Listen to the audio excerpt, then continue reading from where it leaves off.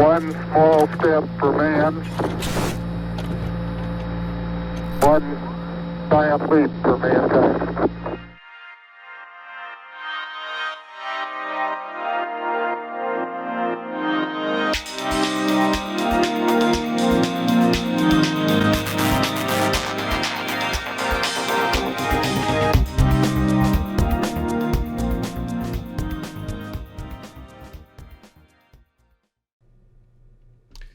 All right, everybody. So welcome to another paint along here on the Miniature Monthly Discord. My name is Jeff, and we're going to do a paint along. Before we get launched, I just want to acknowledge that today's the 27th of November, and most of us learned early this morning that Ed Pugh, the CEO and one of the founders of Reaper Miniatures, passed away. So our condolences go out to his family and all of his colleagues and his friends. Reaper Miniatures has been just an excellent support to so many people in this hobby.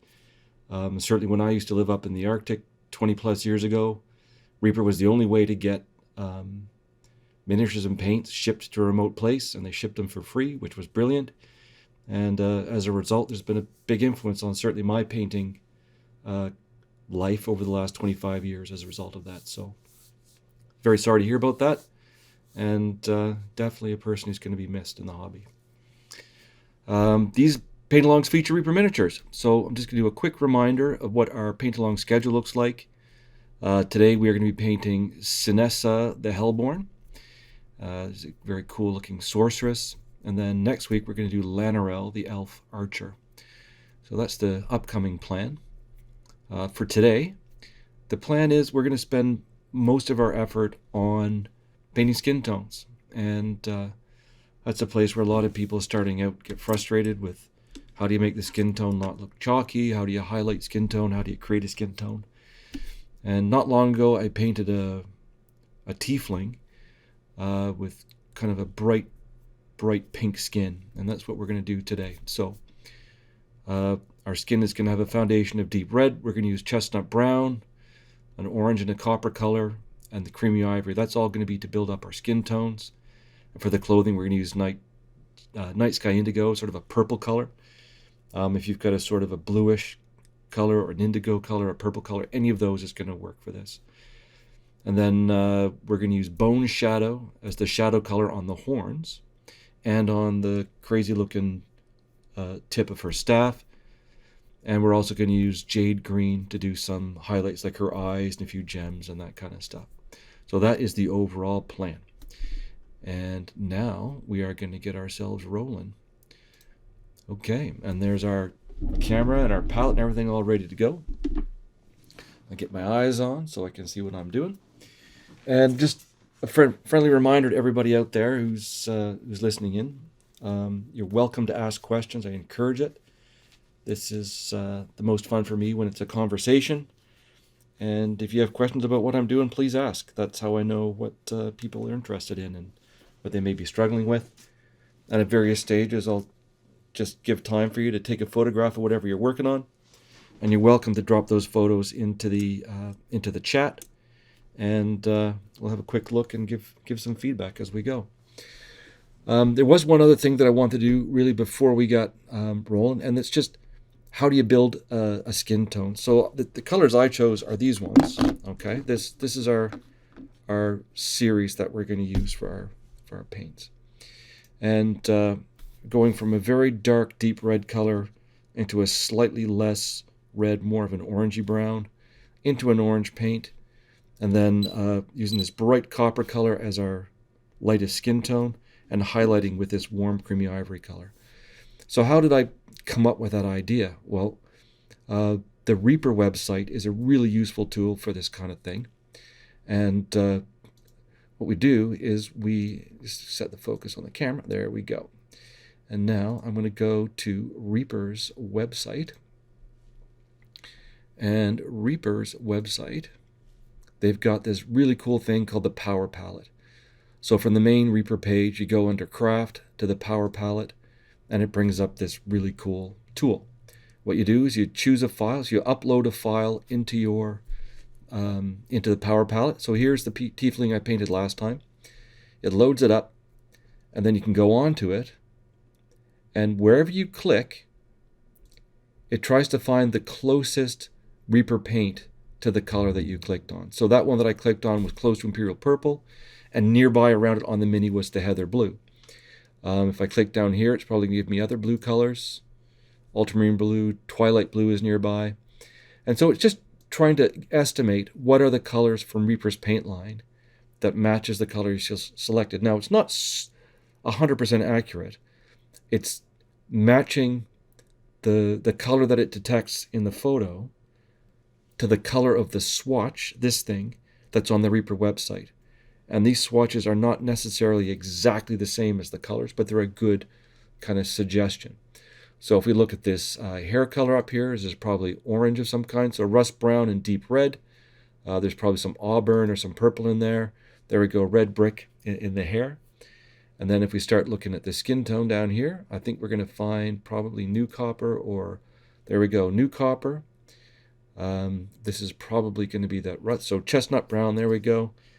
The rust orange is another good color for this sort of skin tone. This is probably burnt orange. Okay, orange brown. So it's a good way to get some ideas. So if you find a color reference or paint scheme you want to match, you can upload it here and then click on it to find out what are the colors that are in the thing I'm looking at. One thing I have found very useful is to crop the photo, zoom in really, really close, crop it, and then you're looking at a smaller area, and the software kind of averages the colors in the vicinity to give you a suggestion for the colors to pick. And by zooming in first, it's going to sort of differentiate out more colors to choose from. There we go, light blue is a very, very useful color, useful tool. And that's a good idea. I think I will grab the copper verdigris color, verdigris. And I'm going to add that into my selection today based on the fact that it's got that light blue and surf aqua. The copper verdigris is a very similar color to that. I might use that to highlight our clothing on the Mini. So that's a super useful tool, one to get to help you out with picking out paint colors and stuff when you're designing your miniature color schemes. All right, so let's get rolling. So I'm going to put all the skin tone colors across the top. That's the main thing that we're going to be working with today is the skin tones. And then we are going to add in, we do the clothing across the bottom. I haven't really decided on the hair color yet. We might do red again, or maybe we'll make her hair green. I haven't really thought that part through. So we'll figure that out later. There's the red brown, no, deep red first. Deep red.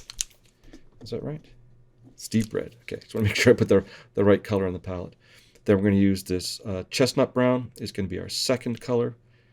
Now mine is not coming out very well. So I'm going to use, I'm going to shake the pin to get the pin ready to work. We'll shake up the bottle again. And then I'm going to use that pin to clear the nozzle. There we go. Make sure the paint flows. So I don't just get medium, I'll get a bit better mix of pigment out there. There we go. That's better. Burnt orange. Now this burnt orange is part of a triad that's really cool. And that triad is leather color. So ruddy leather, oiled leather, and burnt orange. That's Reaper 9109, 9110, and 9111. And I love this triad. I quite often just use that triad like that to do skin tones. And it just really lovely. Works really well. But we're going for more of a reddish colored skin today for our little demon girl. But we still want her to look like fair-skinned. Okay? So we are going to use this new copper to make her very pink looking. And we are going to use creamy ivory as our highlight color. Now another good color for this would be golden blonde. But I think I want to go more kind of warm white than light yellow for our highlight color. And I think we'll just have a drop of solid white on there as well, in case I want to do something funny. You never know. Okay, so there's our solid white. We're going to use that anyway on the clothing, so I'll get that on there now too. And then for the clothing, we're going to use solid black. So I'm going to put that solid black quite a bit further down. We're going to do a lot of color mixing up there. And I'm going to want my night sky indigo. But again, it doesn't have, for the clothing, pick whatever color you like. A dark purple, a dark blue, pretty much anything like that is going to work. I don't know why I like this night sky indigo color so much, but I do. So I'm using it today, and we're going to do some copper verdigris in that mix as well, just for fun. I know why I like that. I've been using this on my the army I'm painting for a game I've been playing. It's all dark elves, and the dark elf clothing is all this color. So that'll be fun for me. All right, and then the jade green, I'll just put that in the corner to remind myself to use it later. This will be for like her eyes and maybe for some gems on that crazy looking staff. So there's our jade green, which is a really interesting cold green. Ah, that's right. And I need the bone shadow color. So the bone shadow. Get that one on there too. And some point later on, I'm going to throw in a color there to be her hair color.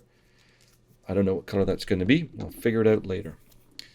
Maybe some sort of bright orange or something. Okay, so that's our overall plan for the day. Skin tones, clothing, horns, gems, and eyes. And we are ready to go. Anybody got questions so far? Probably not. But if you do, like I said earlier, you're welcome to unmute and just ask your questions out loud, or if you don't want to do that, just type them in the chat. Today we've got the chat both on Twitch and on the Discord visible and working, so hopefully we don't miss people again. And yeah. Also, Aaron Lovejoy from Miniature Monthly made this really cool sort of border for all the stuff on the screen. And let me know what you think of that. If you like it, send me a message, let me know, or just let me know in the chat. Aaron also made a very cool intro, which you probably saw at the start of this video, and it kind of blew me away to see that. So let me know what you think of that, and pay some compliments to Aaron for the very cool video editing that he did for the intro video. I didn't know he was going to do that, and I was super stoked when I saw that. I love Miniature Monthly is awesome. I love these guys. They're so giving of their time and knowledgeable, and the painting community here is just super friendly, and I love it. Anyway, I've been talking for 20 minutes, so I'm going to stop, and I'm going to start getting the paint on the Mini. And you probably heard the overdub there that the only mistake we can make is not getting any paint on the Mini, and that's my words I'm going to live by today. So let's start painting. All right, so I'm going to start with deep red. This is my base color for my skin. And at this stage, if you have any kind of minor damage to the Mini, like there's imperfections in the metal, or there's things like that you didn't fill before you did your primer layer, this is the layer that you would put your Reaper brush on sealer on. So brush on sealer, okay, it was basically acrylic in a bottle. It's slightly thicker, and it will fill in gaps. So if you want to make the skin really smooth, you put this stuff on first, mixed right in with your first coat of paint, and it'll thicken that paint up, and it'll help fill in little imperfections and gaps in the skin. And that's really helpful for getting a very, very smooth skin tone from your first coat of paint. So I'm going to start on the face, and I'm going to work my way all the way around on our happy. I'm assuming she's a happy tiefling. She might not be. Maybe she's an angry tiefling who's out there to fight the world. I don't know. Let's change the setup a little bit so that we're actually painting on the camera. There we go. Is that better? Now we're on target. Okay. Yeah, so it's going to be a very red skin tone, but also a very light skin tone. And I'm going to try to make it look bright without making it look too pink. I want it to be more of a kind of a red and orange skin tone. And we'll see how that's going to go. Now, this first coat doesn't have to be perfect, but what we want to avoid doing is repainting over areas that we've just finished painting. So like I just finished painting her face this color. If I go back right now and start putting a second coat on right away, I'm actually going to end up damaging that first coat of paint. I'll cause pieces of it to lift up and kind of tear out. And that's one of the things that creates a very rough skin tone. You know, you don't necessarily, you're not able to see it with your eye like that easily, but it will certainly show up if you take a photograph of the figure. You'll be able to see all the little torn out pieces of paint, little dots and pieces of crud. And that's all that stuff that you're looking at is pieces of paint that were torn out as you were working. It can also be dust and debris from your work environment if your painting desk is not very clean. But just as certainly for the way I'm doing things right now, it could easily be from tearing out the slightly dried or partially dried paint as you work. So we'll try not to overbrush anywhere too much and avoid that effect. Now, one thing that we're going to do today, which is a little bit more challenging, definitely not a beginner type thing, but we'll do it so you get an idea of what's possible, is I'm going to paint that skirt that she's got on like it's translucent. And that's not a very difficult technique. The only thing difficult about it is that it can be a bit, there we go. It can be a bit of a challenge to paint the right piece of the cloth the right color. So what we're going to do as we paint this skin tone today, we're basically going to ignore that piece of cloth that she's got hanging around her waist, down below her tail there. And we're just going to paint her skin tone as though that piece of cloth is not there. And then we're going to go back at the end when we paint the rest of her clothing. And we're going to allow some of that skin tone to show through when we paint the cloth. And that's going to give the illusion that the cloth is transparent, which could look pretty cool. It could also be a total disaster and not look right, but that's okay. We're going to do an experiment today. The way that armor goes across her chest, it's hard to tell what's armor and what's skin. Now, there's a little thing there in the metal. I don't know if that's a piece of the mini or something else. Might go back and trim that off in a few minutes if I decide I don't like it there. See, right in here, I can't really tell whether that's cloth or it's supposed to be skin or what that is supposed to be in there. Looks like that's all skin. On this side, it's all skin. So it's a casting defect, I'm going to guess. So there's a little spot right in there where if I had noticed that earlier, I would have filled it in. But I didn't, and I didn't fill it in, so we're stuck with it. Okay, so I'm going to keep going, putting this first red base coat on. We want to make sure we get all the skin. So her hands, her arms, her face, her ears. And you don't have to be super careful at this stage. It's okay if the red slops into her hair a bit. It's okay if the red gets on her horns. I'm going to just paint her horns red, actually. Because then the tint of this red, which is quite a strong red, is going to show through the slightly thinner layers of paint we put on top and give her an overall kind of red look, which is what I want. I want her to look a bit demonic. That's just kind of the nature of the life of being a tiefling, right? It's all good to be a tiefling, I guess. Unless people don't like demons. And a lot of people don't. So,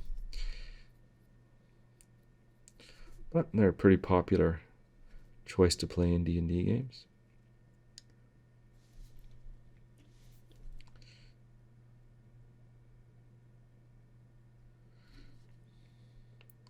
Just going to let the red get into her hair a little bit down here as well.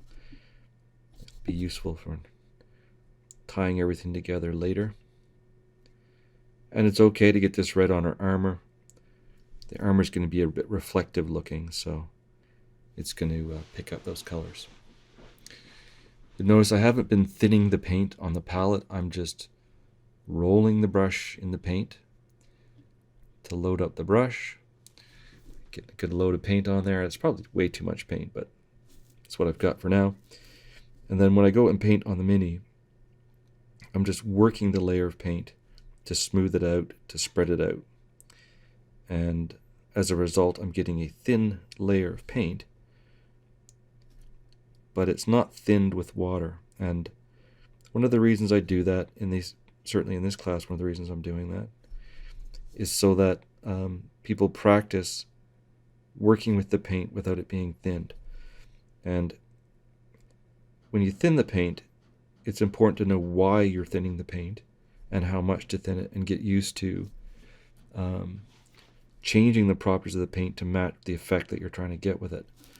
So we're going to do some glazes, and for glazes we're going to use very, very thin paint thinned with a lot of water, and it's going to behave very differently. But if all you ever do is just add water to your paint, paint with that paint thinned, you don't really get a feel for the difference between thinned and unthinned paint. So it can be hard to judge, how much should I thin it? Should I thin it or not? And also, certainly when you're a beginner, it's difficult to control the movement of paint that's thinned with water. Certainly much more difficult to blend it without a lot of practice. So we practice blending and layering and that kind of thing without thinning the paint. Then when the time comes and you need to start thinning the paint, you'll be able to see the difference in the way the paint behaves and kind of learn to use that to advantage. That's the general idea anyway.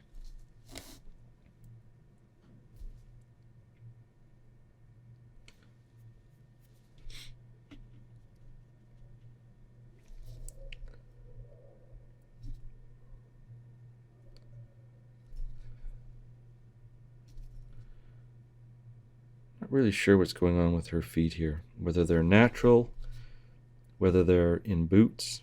She got some sort of cloven foot thing going on here.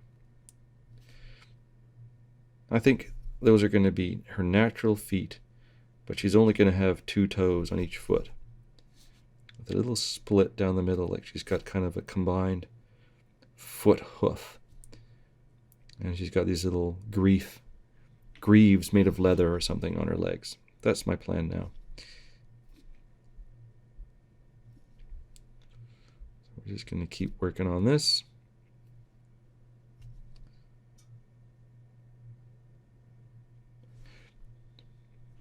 Keep layering it in. Now this is just the first coat of paint. It's going to go pretty much over all the skin. So I haven't really talked about the light direction yet. But for this Mini, the main lighting direction is going to be basically in the direction that her hand is pointing. Okay, so the light direction is going to be coming something like that.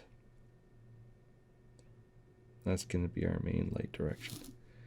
Okay, so that's the direction, looking straight at the light, like that.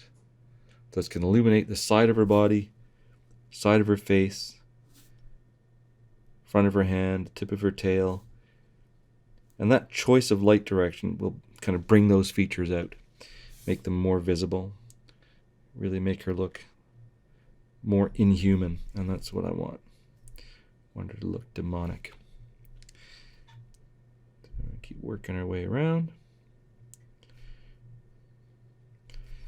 And as I said, we're going to make that cloth look a bit transparent. So if we look down the back of her leg here, we want to make sure we paint that cloth all the way down the back of her leg. And that's going to give the illusion that the skin is showing through the cloth. Okay. Let's give her another inspection to make sure we haven't missed anything. If you see anywhere that there's little light spots showing through, going to go back and give it a little bit more of a layer of paint. Because we haven't thinned it with water and we're putting on a thin layer, it should dry quite quickly, so you should be safe to go back now and do a little bit more paint on there without too much risk of damaging. There's our layer of red paint. I'm going to clean my brush off.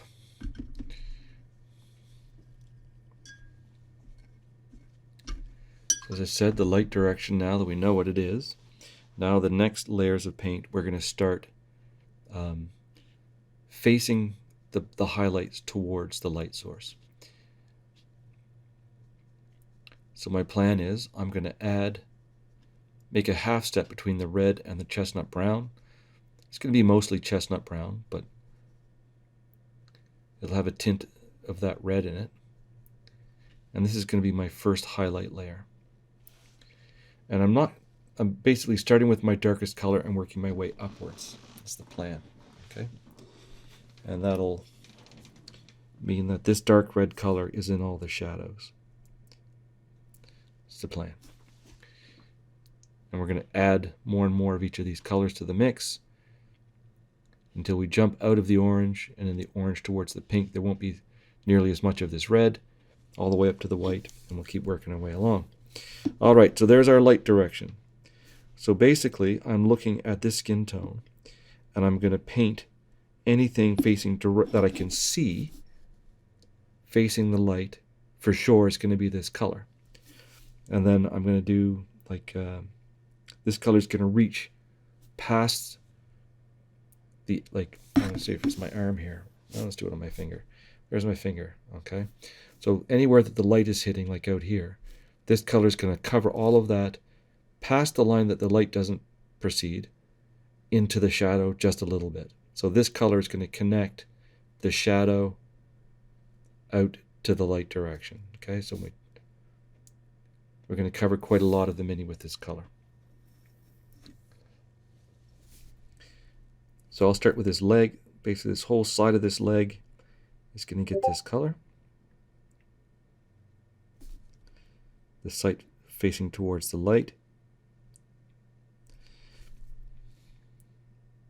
It's got this nice, smooth, sculpted leg muscle. We're going to paint the top of her calf this color.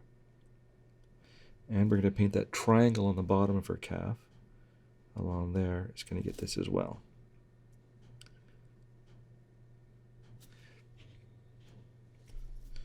Side of her little hoofy foot. Hoofy foot? I don't know what we're calling this. Hoof, I guess. It's a very strange looking foot construction.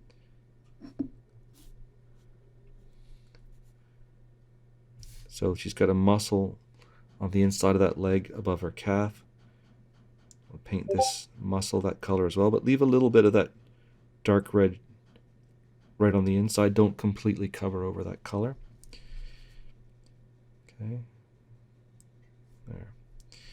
Now we'll work our way up the side of her. Well, let's do the other leg. The other leg, we want to get the heel in there, and that side of her foot facing the light. That calf muscle will be this color.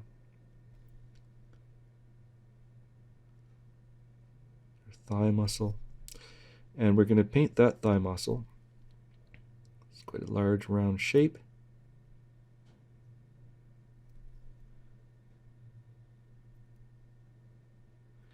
And we're going to paint right into the cloth. We're going to pretend like the cloth isn't there. We're going to paint that highlight right up to her hip as though the cloth wasn't there.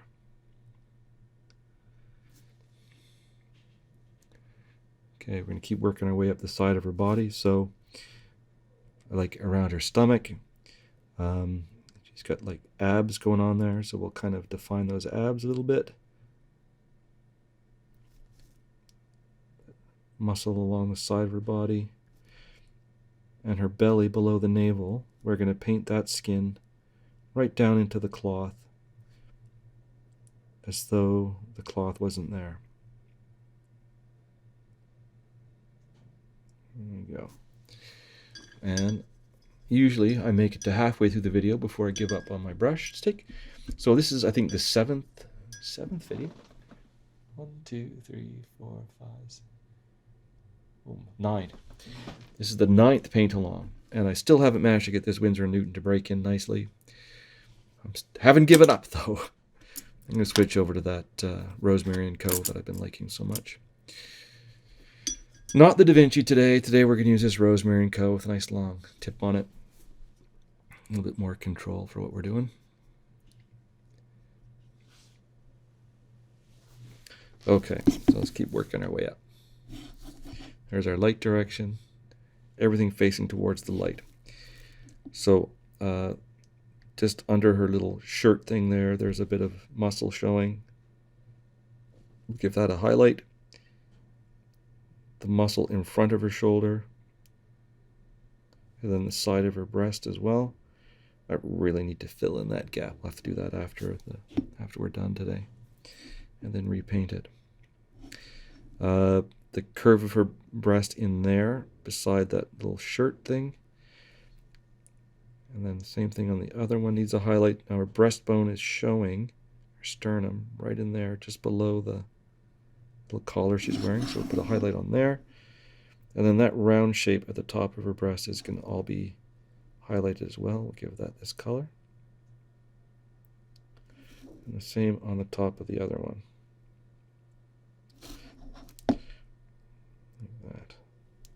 And then she's got this muscle on her arm that extends between her chest and her shoulder. We'll highlight that. And then I missed the top of this bicep, so I'm going to have to give that a good coat of paint. But then basically her whole bicep, sort of the upper half of her arm, just getting that color. We'll keep working our way forward. So that means the palm of her hand, side of her thumb, 2 pointing fingers. There we go. All right, let's keep working our way around.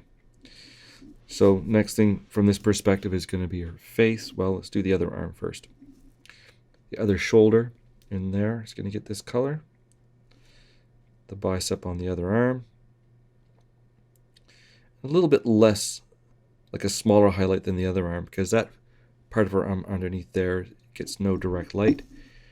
And then definitely want to do the top of her left hand. And I missed part of that, so we're going to get that now. I'm going to do the top of all those fingers, this color as well. Get the whole top of that hand. See there, I missed it. You can see now. Right in there. It's like a little cloth thing that goes out, and I missed that on the first coat. There we go. I think the little cloth thing on her arm goes out, and it's like a ring around her middle finger.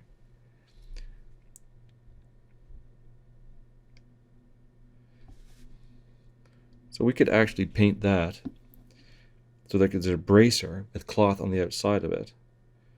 We could paint all of that cloth as though it was transparent as well. I don't know if that makes any sense, because it's like the armor is sitting on top of it. But I don't know. In for a penny, in for a pound, I guess, so I'm doing it.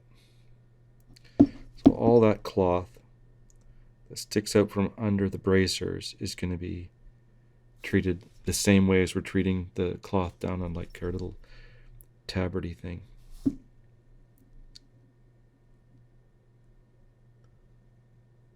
Might not be the best plan. It's still the plan. All right, so still working on the front of the mini. Oh, sorry, I drifted there.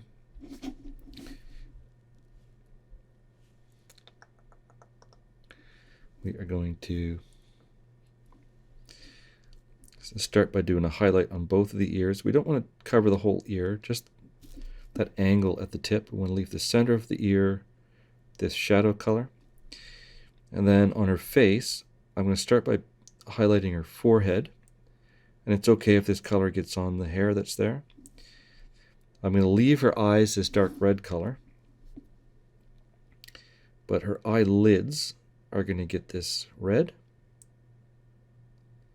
Her nose on both sides. The round part of the top of her cheek. A bit along the line under her chin. The end of her chin. Cupid's bow there under her nose. Now this color is very close to the other one that was there. So you're not going to be able to see too much of a highlight. But it'll build up the color pretty quick when we start adding the lighter colors on top. I'm doing the same thing on her other cheek, highlighting that central part of her face. Sorry, the central part of her cheek. Her eyelids, her forehead.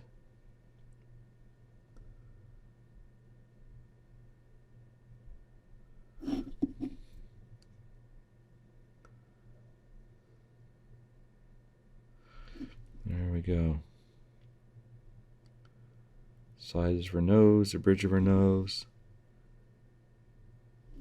Okay, so what I just did there was I kind of overworked it, all right? I kept going and adding layer and layer and layer on her face. So it's quite likely I actually lifted up some of the drying paint as I was doing that. And that's what we were hoping to avoid doing. So I probably should have let that dry a bit before starting to add all those additional layers on. Okay, so that's where we're at so far. And now we're going to do the back side of her body.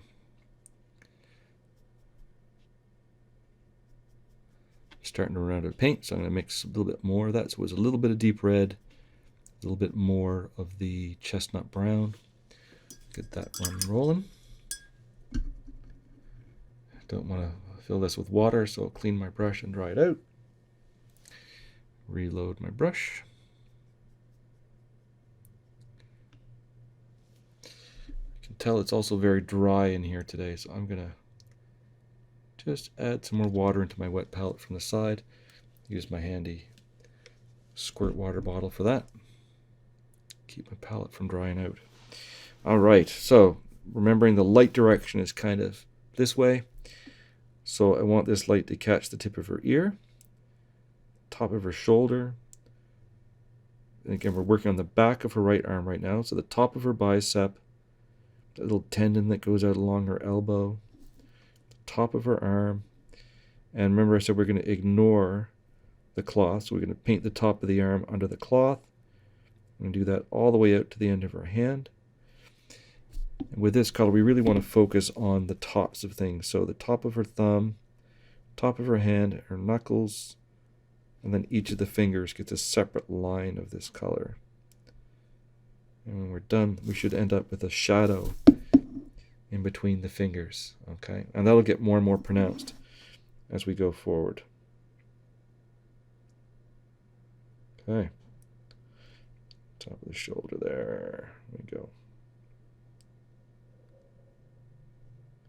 Right.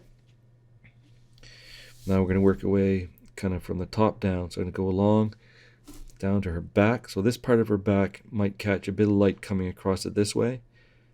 Not much, just a little. So we're going to highlight this sort of big muscles of her back like that. And in the next couple of stages, we'll increase the highlight on that part of the skin, but we'll do that less than we do it on the front. We want there to be a highlight, but we don't want it to be as strong as on the front.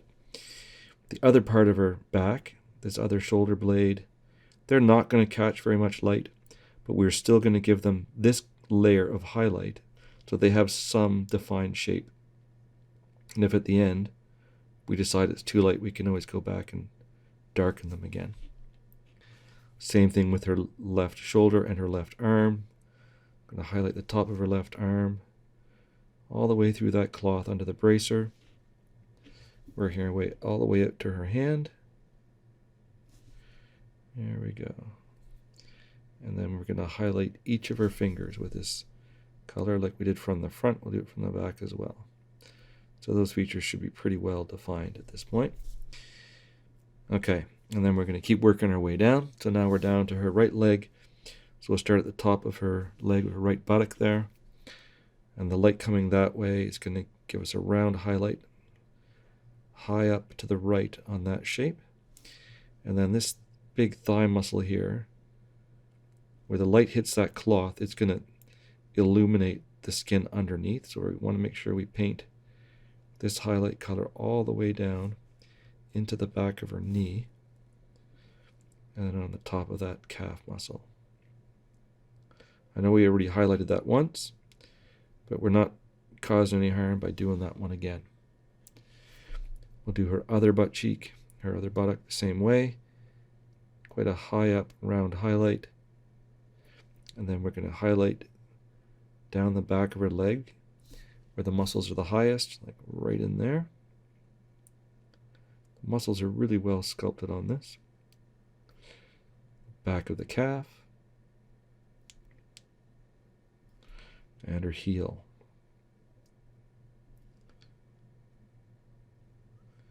There we go. All right, and then the final feature there is her tail. So your tail maybe, it can be in all different angles depending on how you attach it. I made mine so that it was laying fairly flat down. Yours may be a little bit more upright. The key thing is we just highlight all of it that's facing the light and a little bit into the shadow. All the way along the length of the tail. And if you're not sure how much of that should be, just change the orientation of the Mini. Look at it through the line you made for your light source.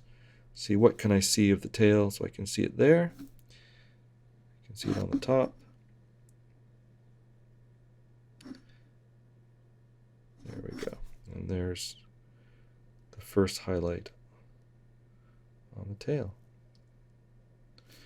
Okay. We're going to do her horns like a bone color, so we don't need to highlight those now. But what our next step is going to be is I'm going to clean out my brush. And we're going to do another highlight, but this time we're going to use just a straight chestnut brown. So one of the keys to smooth skin tones is a lot of small steps. Now you can do this with very, very thin paint and do a lot of very, very thin layers, 30, 40 layers, each one slightly lighter than the last.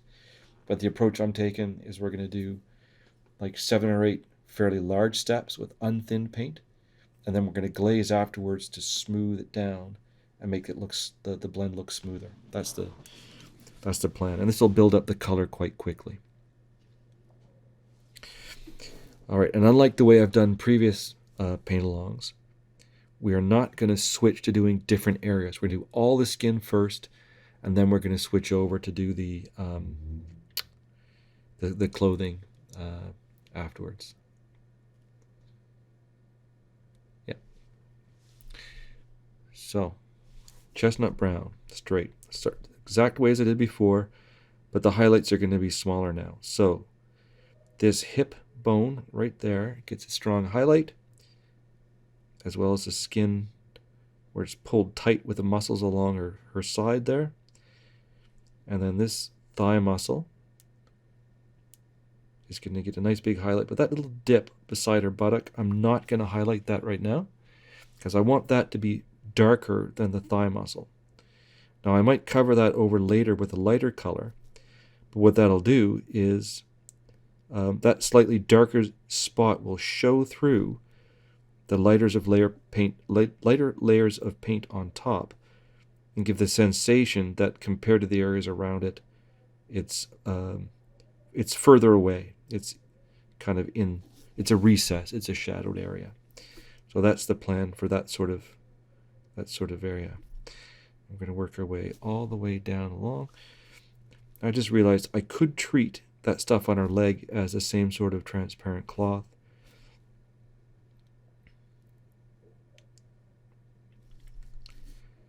Or we could treat it as leather.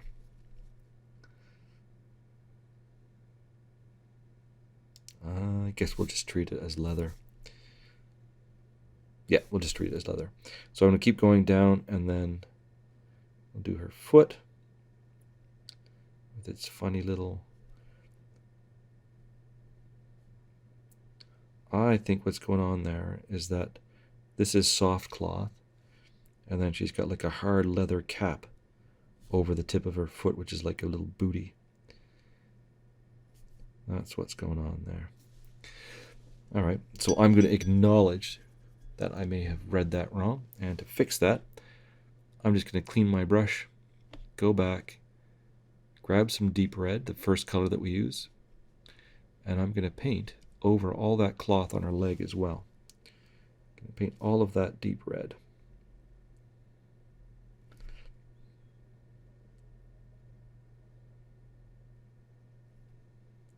I do that on both legs.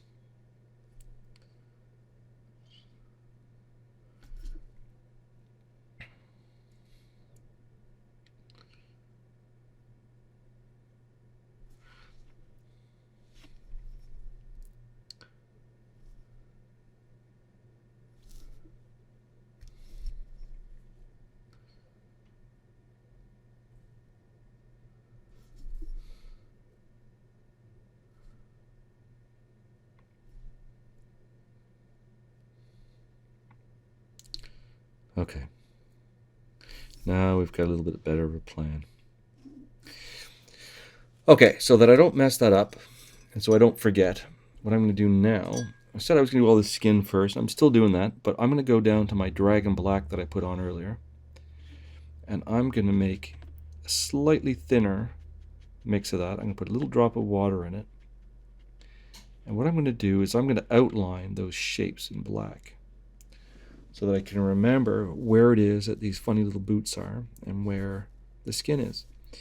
So for example, like there's obviously some sort of a cap on the knee there. So I'm going to paint a black line around that cap, which is probably some sort of hard material. It might be gold, it might be silver, it might be a gem, I don't know. We're going to paint a dark black line around it. And now I can see it more easily. I'm going to do the same thing along the back edge of that piece of cloth. Put a black line up along there. And the same one on this side. On her right leg. So I can see where those shapes start and end. And then I'm going to do the same thing at the bottom down here. And this is where I was getting confused, because it's like there's one piece of cloth there, but then there's another piece that is just got her toe in it. So she's wearing little boots that make it look like she's got little demon feet. And then there'll be a dark line on the inside of her foot as well, in there. You may find that hard to see on the camera, and that's totally fair, because it's hard to see in person too. We'll do that line like that. And now we can see that more easily. I'll do the same thing around the bottom on this side. Mark the same shape. Get that little toe shape. And then on the back of this leg,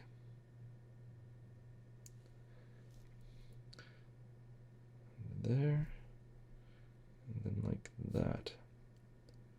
So now we've defined those shapes. It should be a little bit easier to map out where things start and end. Okay.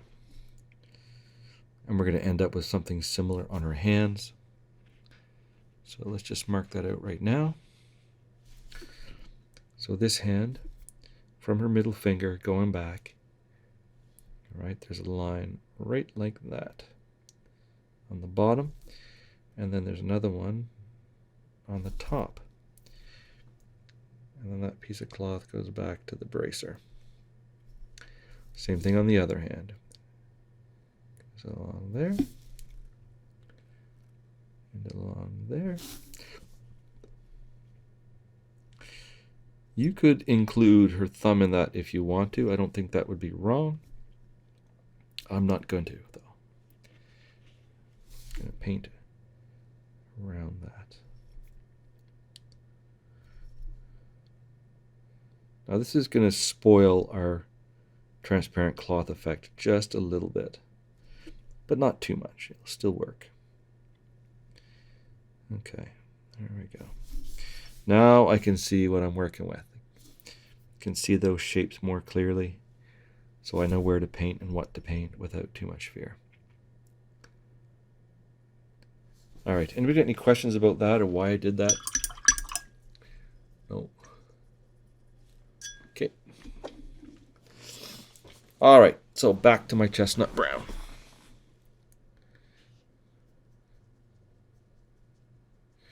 So as I was saying at the start, you don't have to use the same colors I'm using, but the key is to go from a dark paint to a light paint, and at each half step include a bit of the previous paint so that you they mix together, or they blend together better. The layering works better. Okay, so we already did that bit of the leg there. It's not going to hurt us if we do it again on the side facing the light. We left that little space in there unhighlighted so we get a bit of a shadow. Do the side of her knee, top of her calf. And we're going to work our way right down through all that cloth that we just painted dark red. And we're going to do her heel. I'm much happier with that. Okay, now we'll do the other leg. Same thing. We're going to start up the top of her thigh. She's got that well-defined muscle right there. That bony hip sticking out. Muscles below it. So we're going to paint each of these muscles separately. Give them a separate highlight.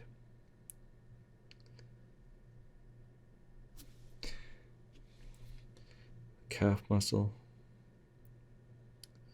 And then right down through that cloth onto her calf. We're ignoring the toes now, but we still want to put a highlight, a little round-shaped highlight on her heel. Okay, and that's going to bring those shapes out more. Just don't forget to paint right up into that little tabard. Okay, now looking at her stomach, same deal. We're going to paint each of these muscles separately. Don't fill in her belly button, but do paint right down through that cloth on her belly below her navel. Fill that right in. And then we're going to paint each of her abs separately. A round highlight.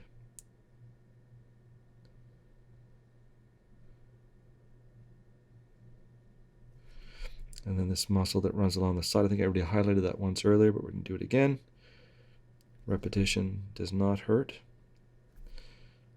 Not in this case, anyway. There we go. All that along that side. Keep working our way up. That side of her chest in there where the kind of bit of her armpit is getting the light directly. And then there's that muscle that goes along from her shoulder and it connects to the side of her breast. We're going to put a round highlight on the outside edge of that. Her sternum gets a little bit of a highlight. Bit of her breast shows underneath that little brassiere thing she's got going on. And then the left breast gets a nice big round highlight.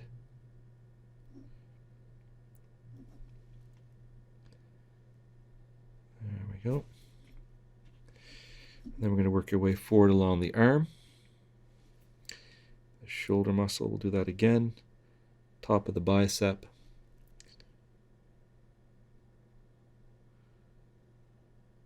And make sure you go right up to the bracer over that cloth, because we're going to treat that cloth as transparent now. And we're going to go right out onto her hand, so palm of her hand, two separate blobs on there, tips of the fingers, underneath of the fingers, top of the thumb, all gets a separate highlight. So lots of little tiny highlights being done now. On the other arm, we're going to do the top of that shoulder just a little bit. and the top of the bicep just a little bit. But we're not going to paint the whole arm because it's going to be quite a bit in shadow now. But this part right in here by the cloth, that's going to catch the light directly, so that gets a nice strong highlight. And then the back of her hand.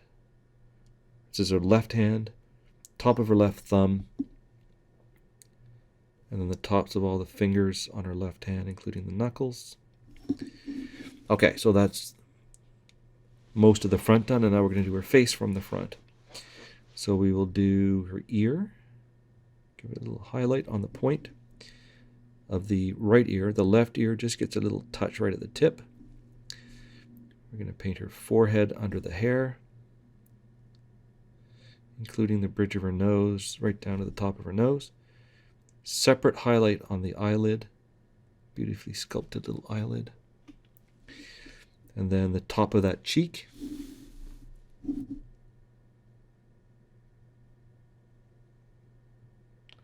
Little Cupid's bow, side of the nose,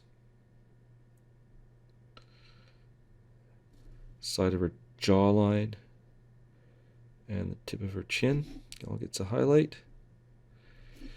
And we're also going to put a highlight on her left cheek on the side away from the light.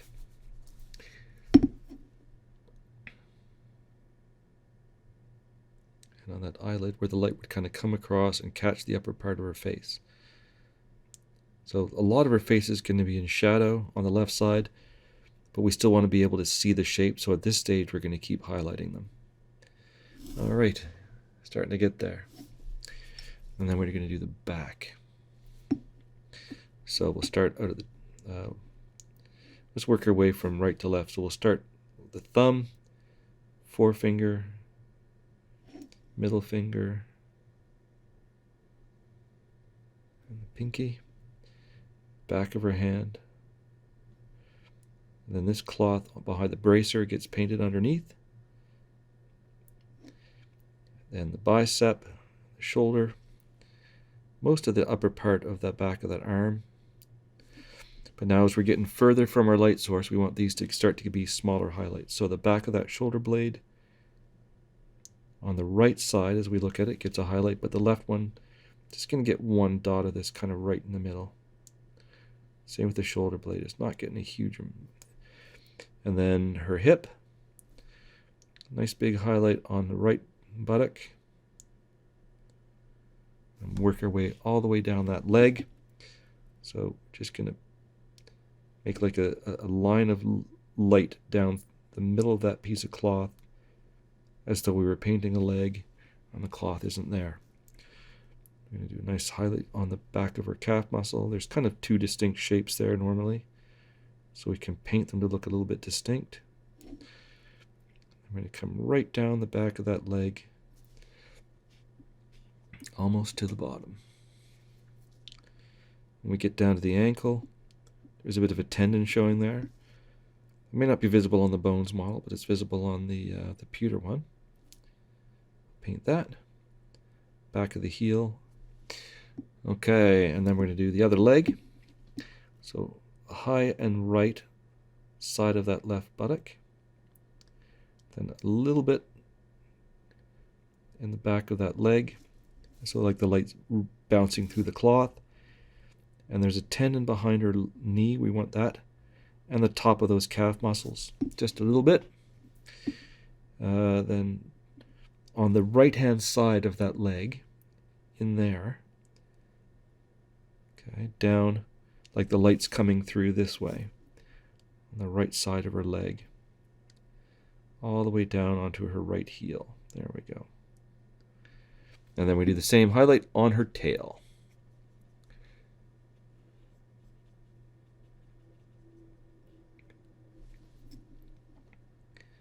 Right side of the tail, all the way down where the light would hit.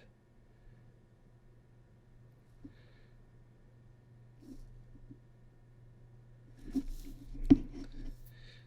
little round shape there, and the little point to the tail. There we go. All right, starting to be pretty well defined. Okay, so I'm going to clean my brush. And we're going going to... Now this orange that I used, this burnt orange, separates out quite a bit on the palette. I'm just going to give it a little bit of a stir up.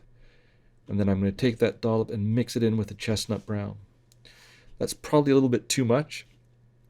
Get some more chestnut brown and mix them in together. So there's a distinct difference between this color and the previous one. It's distinctly lighter. But I don't want the step to be so big that it's a little too harsh. There we go, that's about what I want. So my next layer is just going to be straight orange after this one. And then we'll start highlighting with pink. All right. So now, same highlights all over again, but much smaller this time. Okay, much smaller. So we'll start with that hip, same as before. I'll paint that. Remember, we're painting so the cloth wasn't there, so we paint right up there through the hip. The bone on the top. And then this thigh muscle. It's a nice big highlight.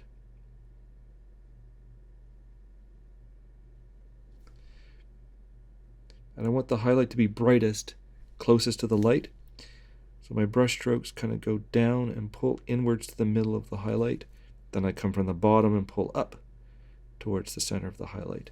So we get a nice build up of color in the center. Now, this is one of those places where you can overpaint and lift up the previous layers really easily. So just, if it starts to dry on you, don't keep working on it, let it dry. You can always do another layer. The thigh muscle on the inside there, paint that separately from the one on the outside of the thigh. Give it a nice highlight. Nice round highlight on her kneecap.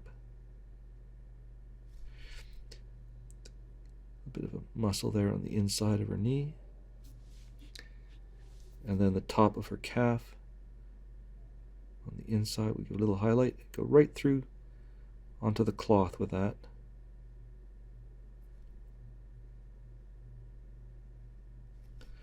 There we go. And then we're going to do this calf muscle here. The brush strokes are going to start on the outside and pull towards the light, like that. And I'm going to just do that right over the cloth as well.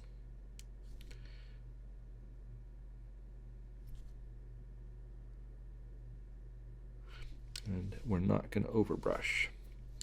Coming way down to the heel. Same idea. There's the heel. There's that piece we're going to treat like leather, so I won't paint that anymore. But the top of her foot over back here, we definitely want to have this orange color in there as well. Like that.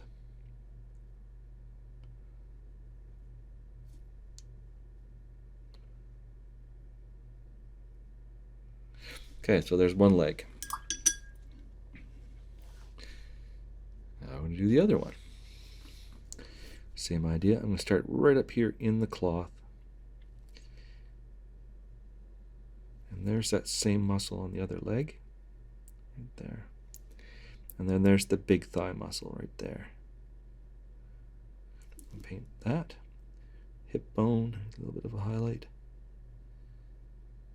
And the light's going to come across, and it might catch just a little bit of a glint on the back of that muscle too. So we'll just give it that little bit of a slightly larger highlight. The knee.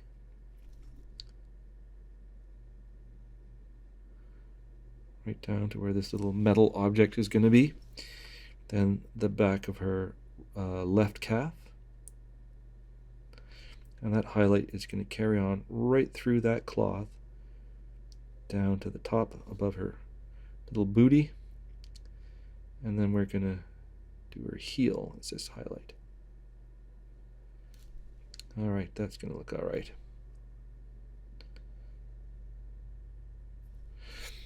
And now we're on to abdominal muscles. Same as before, that bit by the hip. I'm going to continue that one up under her little shirt there. There's a muscle showing. And then these muscles, the light coming that way, so we want to have our brush strokes on each of these separate muscle groups pulled towards the light to make sure the highlight is on the light side. Going to go around her belly button the same way, pulling towards the light. I'm going to go right down into that cloth, keeping the highlight moving towards the light direction.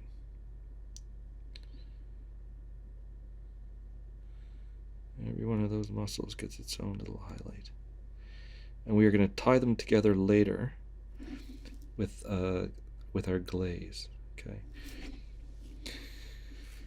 This muscle on the outside needs just a little bit of a highlight on the light side. Not too much, just a little bit.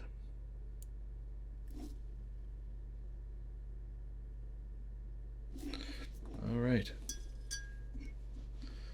And now we're up to her chest. So once again, we'll start with that muscle connecting her shoulder across to her chest, a little bit along the side of her body by her armpit. Then that breast is going to have a nice round highlight, pointing almost directly towards the light source. Her sternum is going to get a little bit of a highlight, and then the left breast gets that same round highlight again, pointing almost directly towards the light source. And just a touch on the round part of that shoulder over there, facing the light.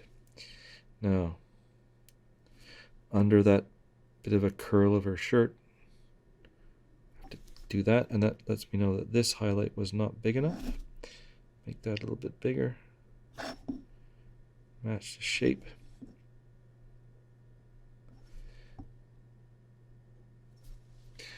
And we'll do the top of the bicep.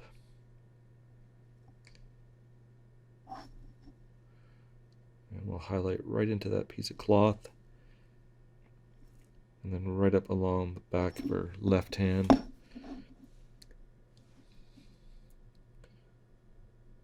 Back of her thumb. And once again, the top of the fingers of her left hand. On the side closest to the light. Not the whole finger, just the side closest to the light. On the right arm, we'll start at the top of the shoulder again. Bicep.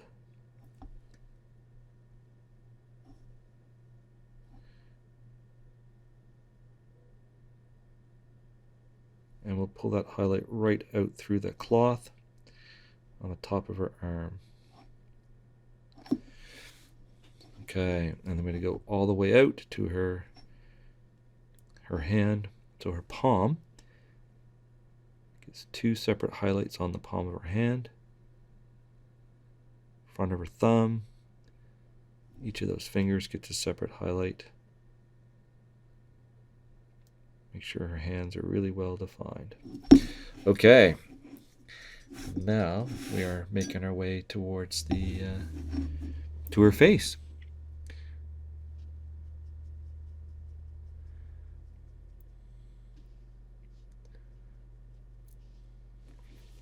Okay, once again, left ear, just the very tip.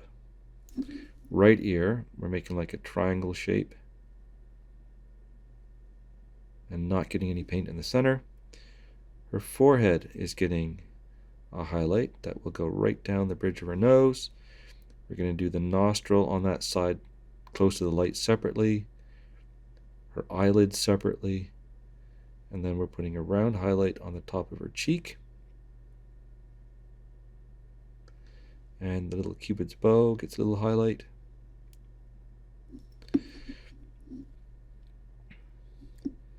And on down along the side of her face. Little dot on her chin. Not worried about her lips too much. We're going to give her lips a bit of a color later on. And then we're going to do the same thing on the opposite cheek, just smaller highlight. Now we want the face overall to be brighter than the rest of her. Kind of to draw your eye in to look at her face. It's kind of where humans tend to look at each other anyway. So it's okay if the left side of her face that should be in shadow is a little bit brighter than would be kind of defined by physics. Okay. She is starting to appear. Now we do the back of the body. Same way, same color. Mixture of chestnut and orange. And so, top of the right shoulder. Top of the right bicep. Elbow. Right through the cloth. Back of her hand. Top of the thumb. And then right out along the tips of her fingers.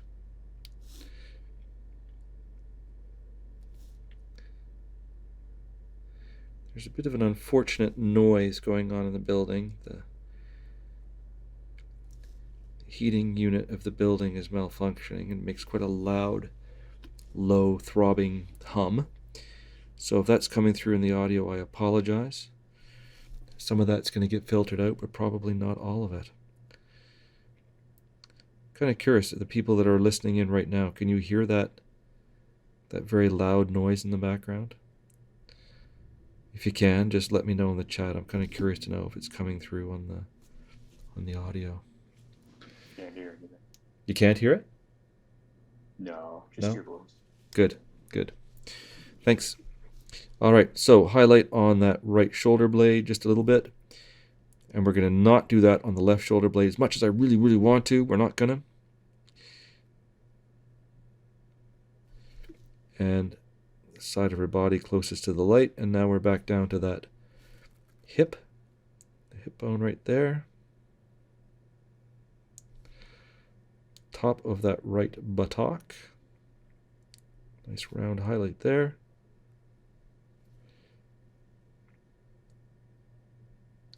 And then we're going to make our way down the back of her leg through that cloth. Once again, treat that cloth as though it's not there. All the way down to the back of her calf. A couple of highlights there on the calf muscles. Really focused on the part of her leg closest to the light. That tendon by her ankle. And again, just paint right through that cloth like it's not there. And then we're on to her left leg. Very top of the buttock. The light would kind of come through under her arm. That gets a highlight. Then as we work our way down, there's not much else going on there for the light to come through.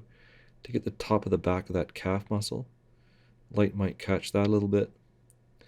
And then we're back down to her heel. Okay, that's going to be enough on the back. I've decided I want just a little bit at the top of her left shoulder blade. Not much. Okay, and then we're going to paint her tail. So do that exactly the same way.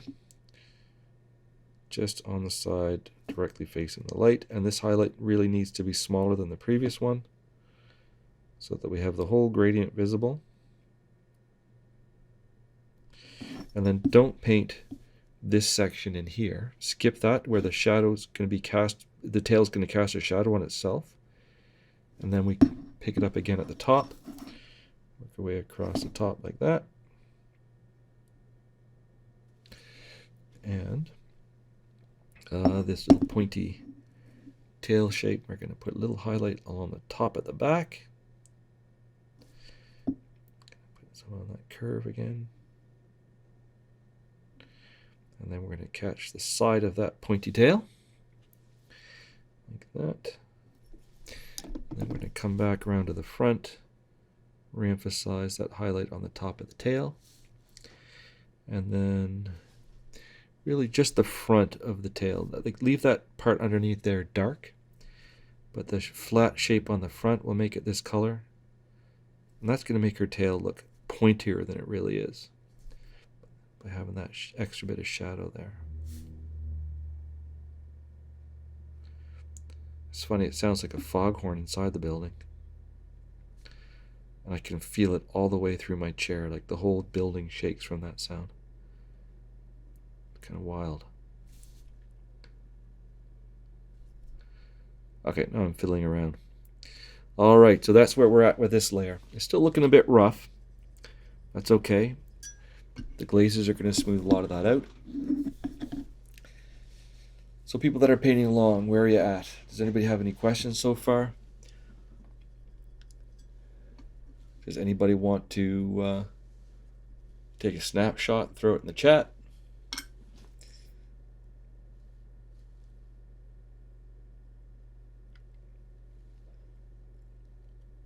Okay, I'll take that as a no, and we'll keep going. So the next one we're going to do is just going to be straight, whatever orange you're using. I'm using, like I said, Reaper Burnt Orange. And I think I will just put like one brush load of that pink into the mix. Just to start introducing that pink color in.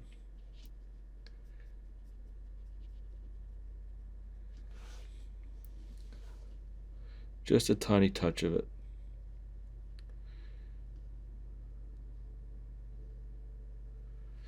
Okay, now we're going to start, well, we're basically doing all the highlights again, smaller. So I'll start once again on her hip. Now don't be alarmed when this seems to be way too light, okay? That's okay. Don't forget we're going to glaze over this to smooth it all out. And we're going to go all the way up to basically pure white. So don't be alarmed by how strong this contrast seems at this stage. Main thing is try not to damage the previous layers when you apply this one, okay? So just take your time.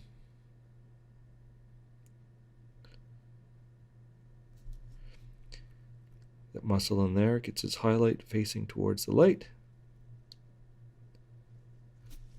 Kneecap.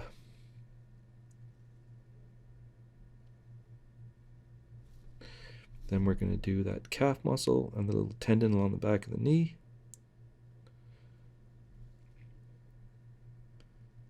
And once again, right into that cloth. Right down through the cloth. And highlight the heel and the tendon behind the heel.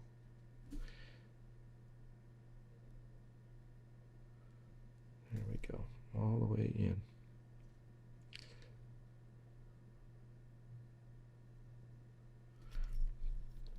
Here we go.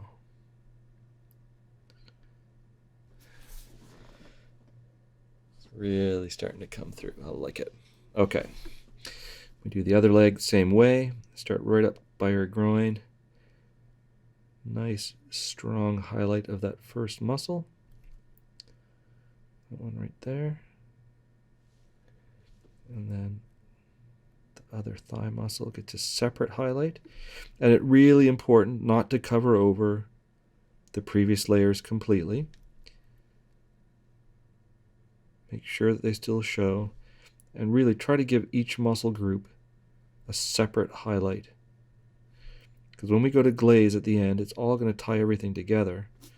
And it might, if your highlights all connect to each other, some of the shadows will disappear completely. And we don't want that. We need that because she's pretty fit, right? Like there's not a lot of spare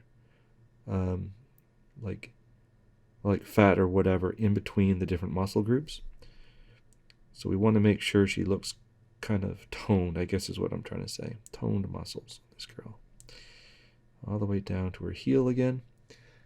Okay, and again, really important at the top. Make sure we go right through the cloth with this. Okay, so back up to her midsection. We'll start once again with that, with her abdominals. Little highlight on the one on the far left side. And then the ones around her navel.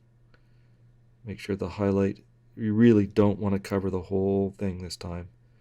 most of it, but you want to make sure that there's like a little halo of the color still there around the outside. And we go right down her stomach, painting the skin tone.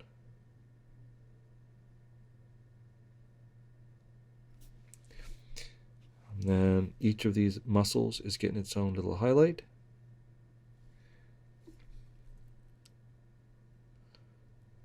Closer to this side with the light source.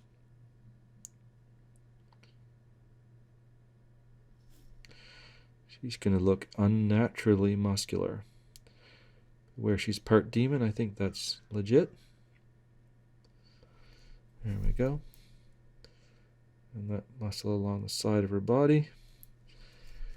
The one along her back underneath the little metal brassiere thing.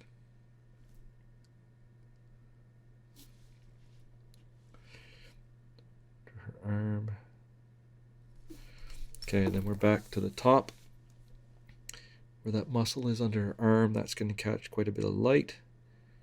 I'm really unhappy that I didn't fill that in before. There's nothing I can do about it now, though. It would take hours to dry. So we're going to connect that highlight on the top of her shoulder all the way down along that piece of skin to her breast. And it's still quite a large highlight on the breast.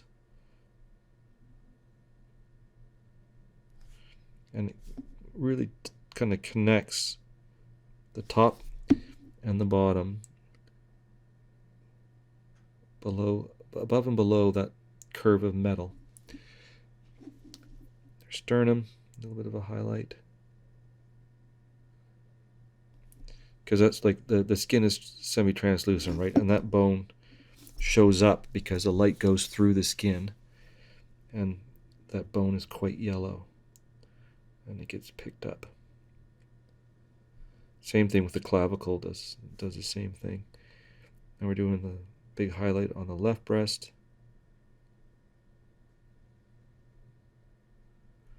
Same way.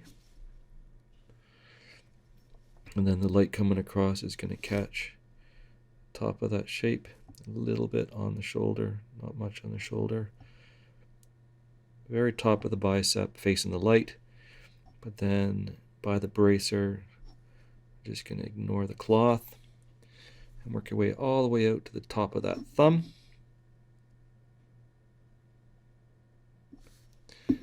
And yet again, you guessed it, the tops of those fingers. So just to be clear, when I'm doing those fingers, it's just the tip closest to the front. Not all the way back. Okay.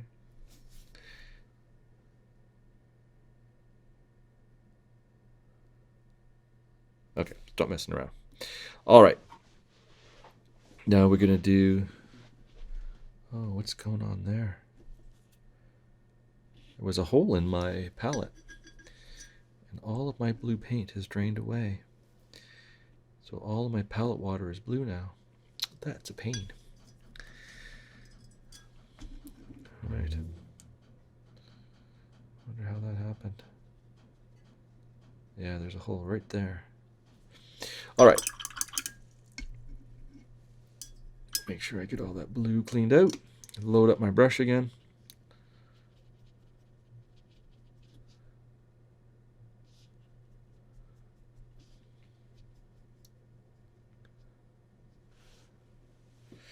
Keep going. So, right bicep, highlight on top.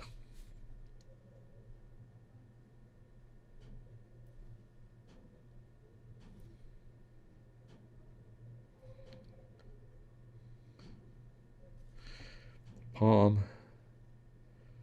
thumb, fingers. A bit like a broken record at this point, probably. All right, and now we're doing tip of the left ear, tip of the right ear, forehead,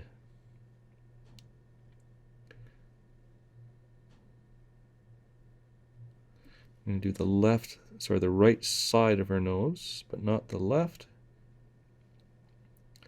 Highlight on that cheek.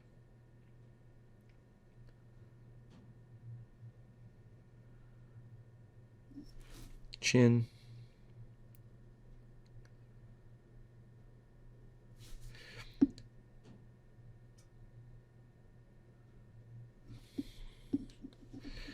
And just a little bit of a round highlight on the top of her left cheek.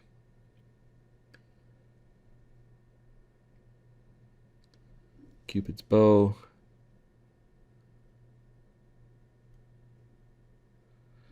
There we go. Oops, sorry. Here we go.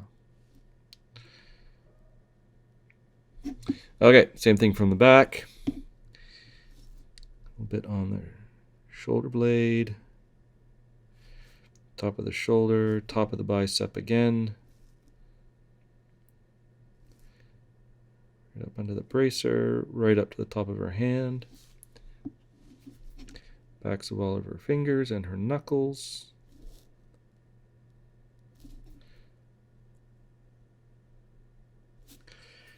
Now, in a few minutes, we're going to cover a lot of this over with pink.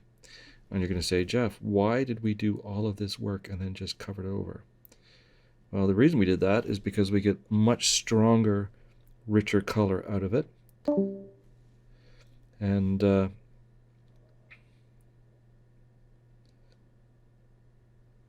it's a lot more visually interesting than if you just slap pink on, or whatever your skin tone color is going to be. So once again, nice round highlight on the butt, down the side of the leg,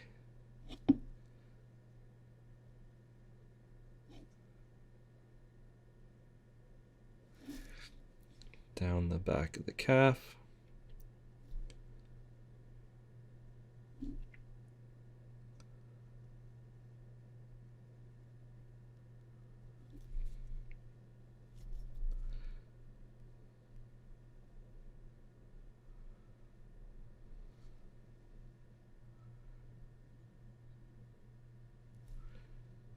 okay, just touching up with a few little mistakes I made there, whatever. Okay, and then the opposite butt cheek or buttock, high up on the right hand side. The lights can still catch that.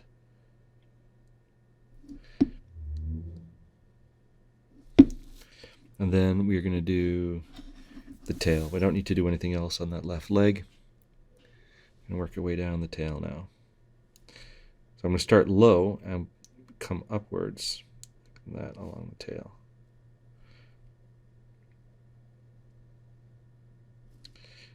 Then I'm going to do that outside curve. Little line across that. Little line on that side of the tail.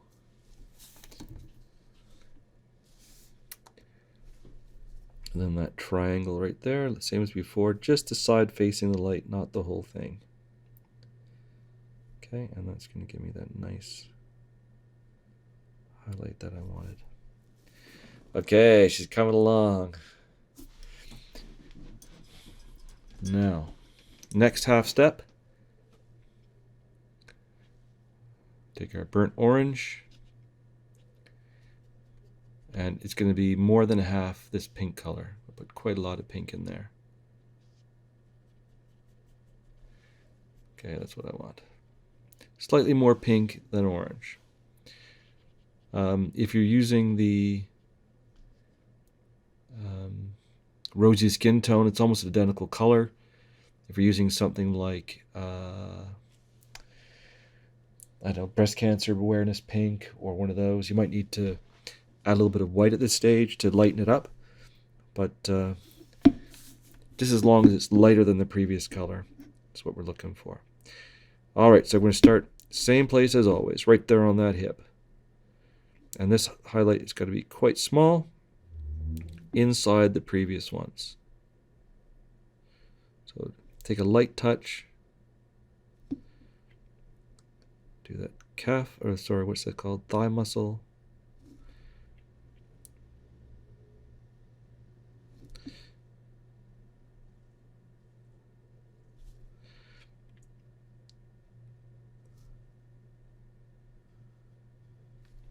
go. Kneecap. Just a touch on that muscle slightly towards the inside of her leg. There we go. Kneecap. Oops, I'm losing my base here. Down the back of the calf.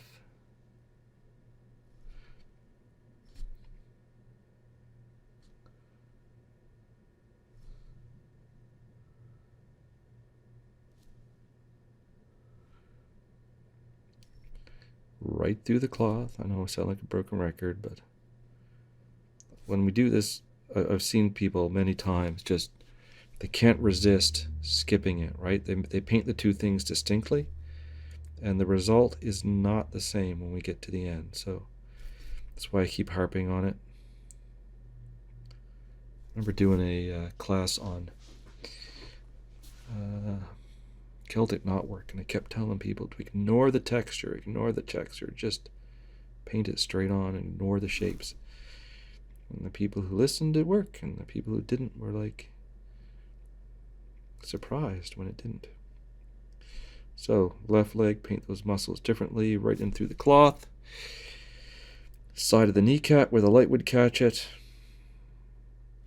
A little bit less on the inside leg. A little bit on the edge of that calf muscle, and then down the side of the calf. Now, one of the funny things about semi-translucent cloth is the light goes through, hits the skin, bounces back, and comes back out. And you can see the skin through the cloth. If it's in the shadow, where no light is hitting the cloth, there's no light to go through, hit the skin, bounce off, and come back out.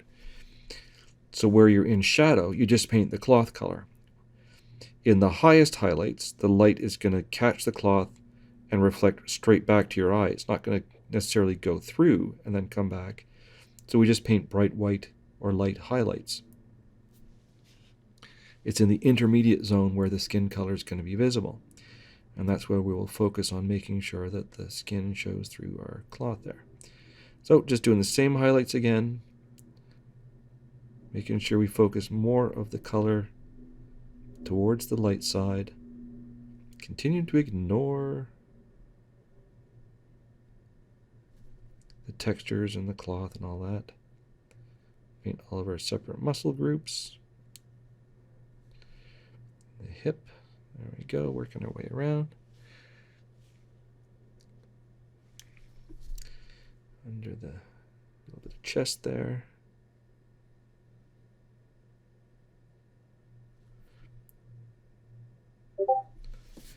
Keep going all the way around. So now we're up onto her chest. So once again, that bit of muscle on her shoulder. Much smaller highlight now. Same thing on her breast.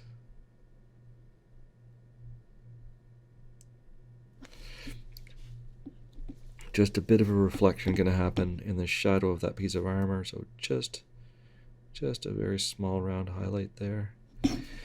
It's going to be larger shape on the other side.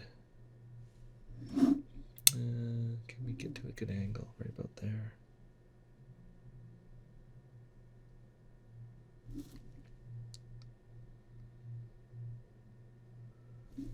Going to re-emphasize that breastbone again, sternum.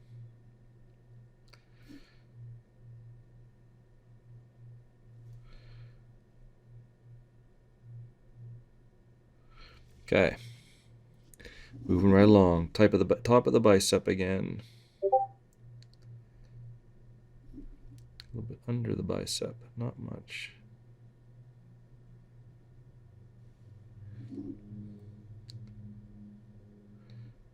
Palms, thumbs, fingers. At this point, you probably have where all your highlights are pretty well mapped out. Top of the shoulder on the left side, top of the bicep on the left side, a little bit of the forearm, a little bit of the thumb, tips of the fingers. Okay. And now we're on to the face. It's looking pretty good. Starting to show up really well.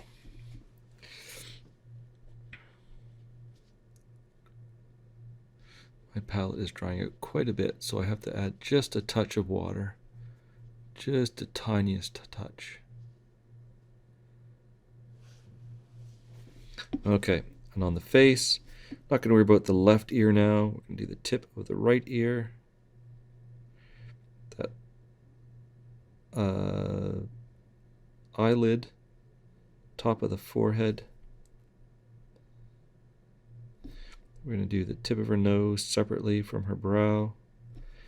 Do a little highlight of the nostril on the right side of her nose.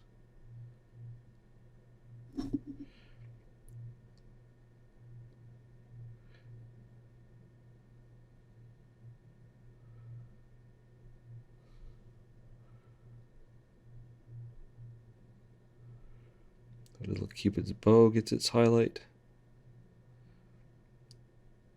So you can probably see I'm doing much smaller brush strokes on her face now.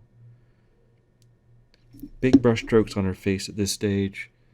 A lot of those little details and the direction that she's looking, all that stuff is going to disappear on you. So very small, gentle brush strokes now on the face. Looking for those little details to bring them out.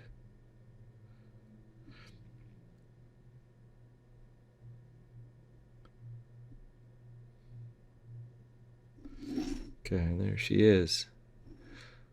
Starting to be revealed. Okay, now we're going to do the other side, the back. This is going to go much quicker. Top of the shoulder. Top of the bicep. Touch on that muscle on the back. Let's get a better angle here. Right in there. Right up through that cloth. Thumb. Forefinger.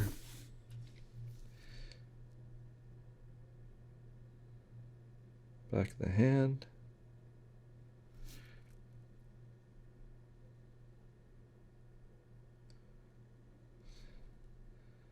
There we go. A little bit on that shoulder blade again. Hip.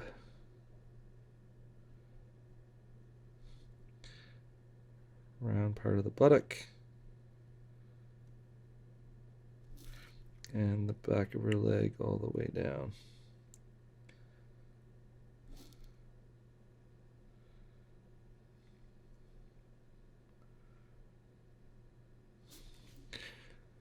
Okay, just a tiny bit at the top of that one. Left buttock, that would be.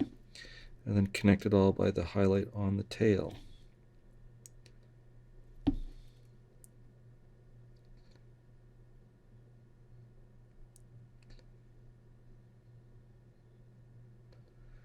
Again, don't go all the way down because the tail casts a highlight on itself, or casts a shadow on itself.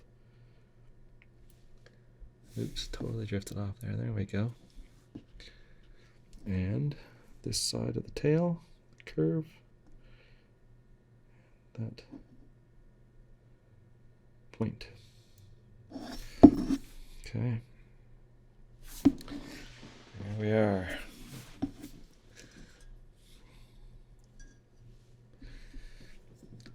Now, pink. We go to our pink, and we're just going to use the pink, straight pink. New copper, this color is called new copper. And this is really going to be focused on the areas we want to highlight. So the top of her legs, her abs, her chest, the tail, her hand, her face. That's where we want to focus this. It doesn't really need to be super bright everywhere, just where we want the shapes to pop out. So the hip, center of thigh muscles,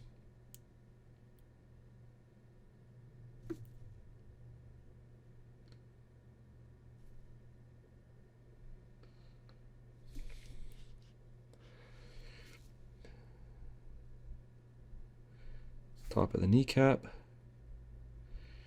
that curve on the tail right there, a little triangle on the tail. Bring that out. On the opposite leg, we want that hip bone highlighted and the thigh. There we go. How are we doing time-wise? Not too bad. Okay, a little bit on that opposite kneecap and a little bit on that leg, but not too much. Okay. And we're going to get the back of that thigh or the calf when we come and do it from the back. Okay, so now we're into the abdominal muscles again. And we really want to focus just on making the round shapes more obvious. So anywhere that should be, if it's a round shape on her body, it gets a round highlight now to be sure that the shapes look round.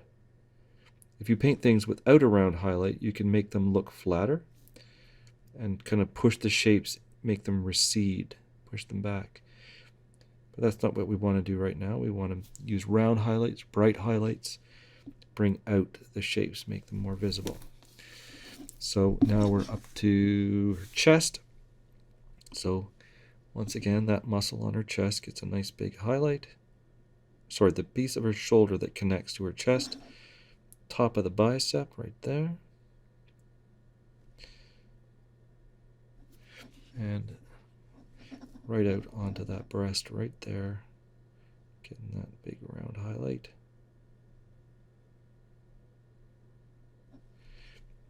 And underneath. Same on the other part of her chest. Breastbone.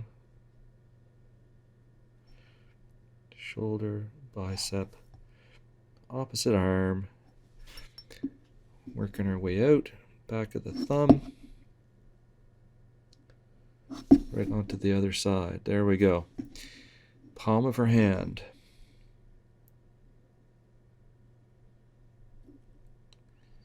Cloth. Thumb. Fingers.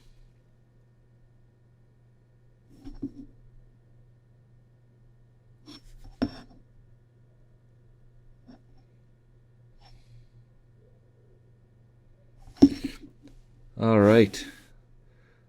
I like it. Now, face. Tip of the right ear. Right eyelid. Nose. Right side of the nose. Right nostril separately. Round shape on her cheek.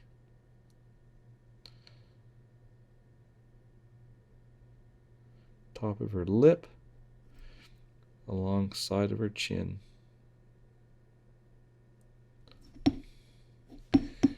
Top of the opposite cheek.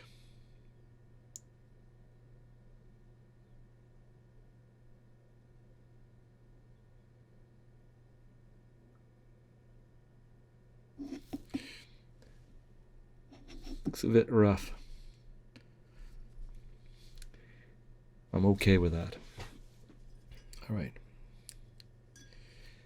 And now, a little bit on the back. Not too much left to do on the back. Shoulder blade. Just top of the arm.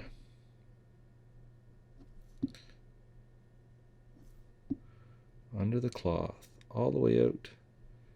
Knuckles. We want to make those knuckles distinctly different now.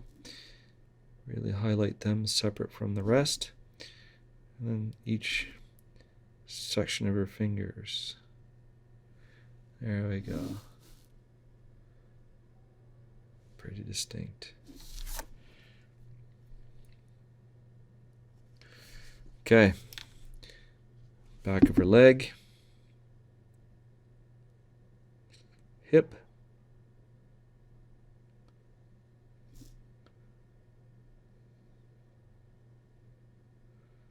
All the way down. that side of her tail. We don't really need to do anything on the opposite buttock, I don't think. Nope.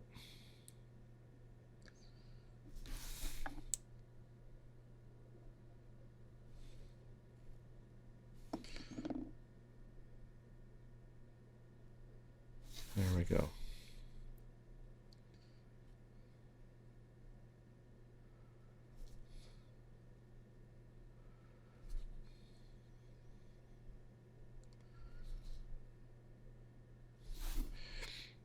Okay. I like it. Now,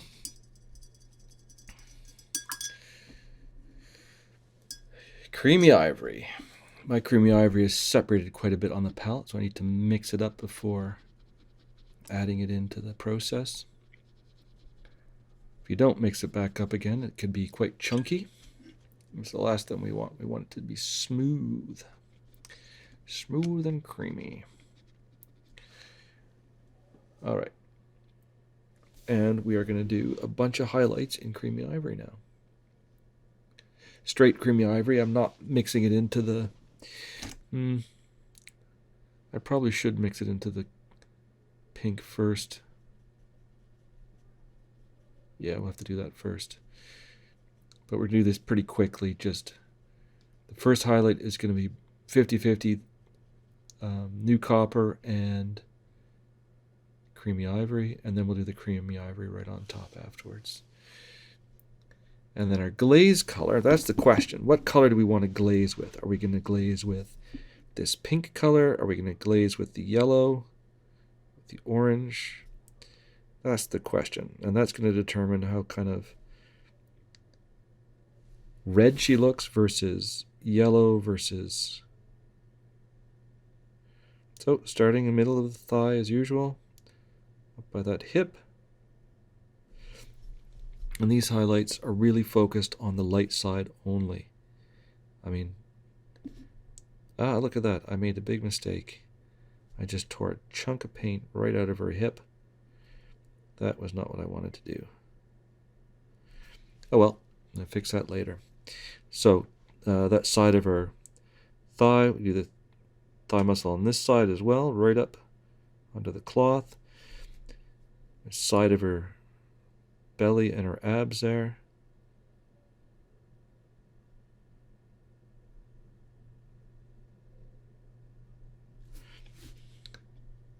It's going to look pretty harsh. It's going to look way too light, and you're going to be like concerned that it's too light. Don't be. We're going to glaze it down again in a minute. Okay, same thing. We're going to do her chest again. Shoulder, bicep,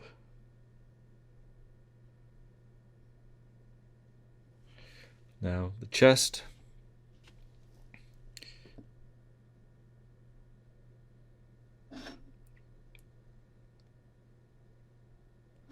round highlight,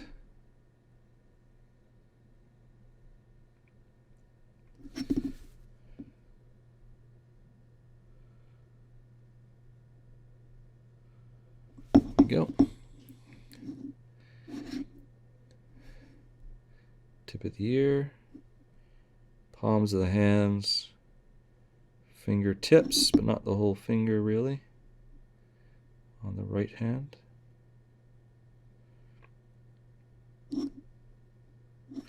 And the face, ear, eyelid,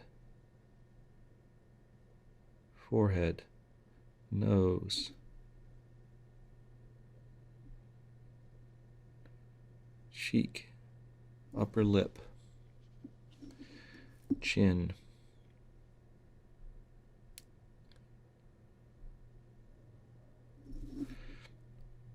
opposite eyelid, opposite cheek.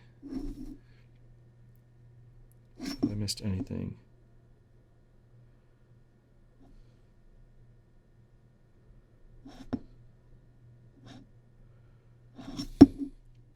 Nope.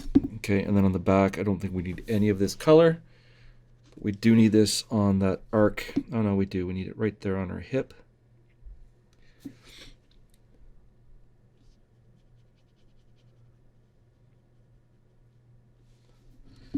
there on the top of that buttock.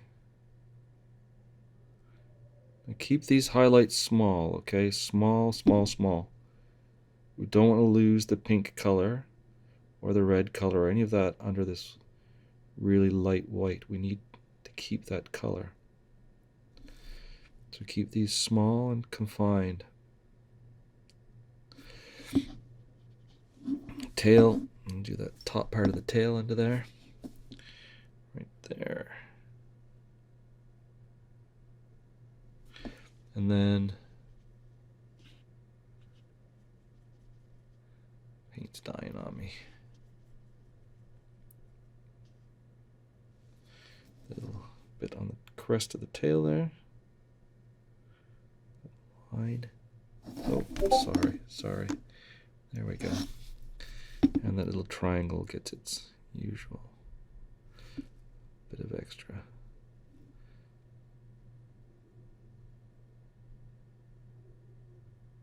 Okay, that's pretty good. Now we can go straight creamy ivory. And the final highlights. Final highlights are going to be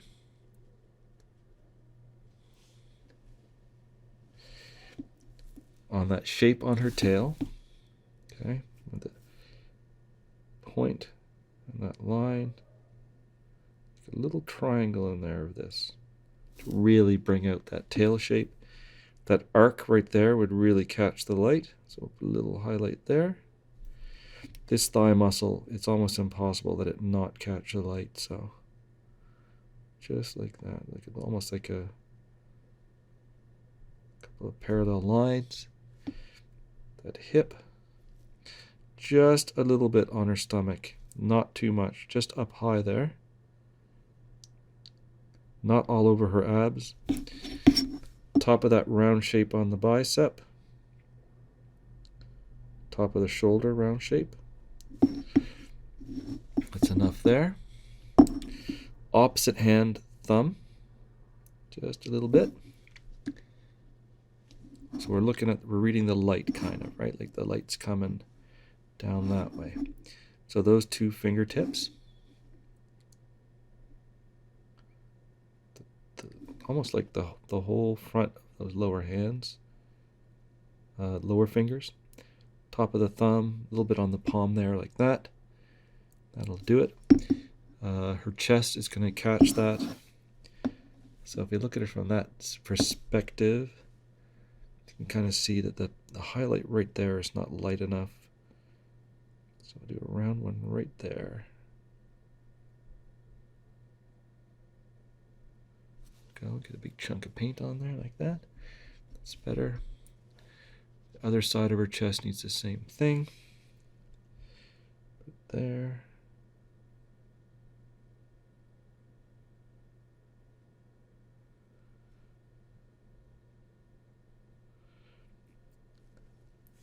That part of her buttock, right there on her hip. Okay, and right there on her butt. This part of her tail is the wrong shape to catch, but we're going to put a line of this color there anyway. Just to make this tail stay prominent. Okay. So there's our light direction. And now we just got to do the highest highlights on her face. So that's going to be the tip of that ear, that eyelid, the top of that cheek, tip of the nose. That's probably it. No, we're going to do the other cheek as well, like the light's coming across there. So forehead and the top of the cheek. Just a touch.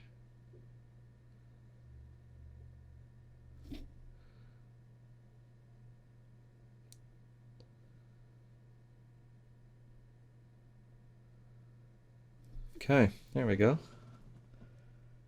Quite bright looking now.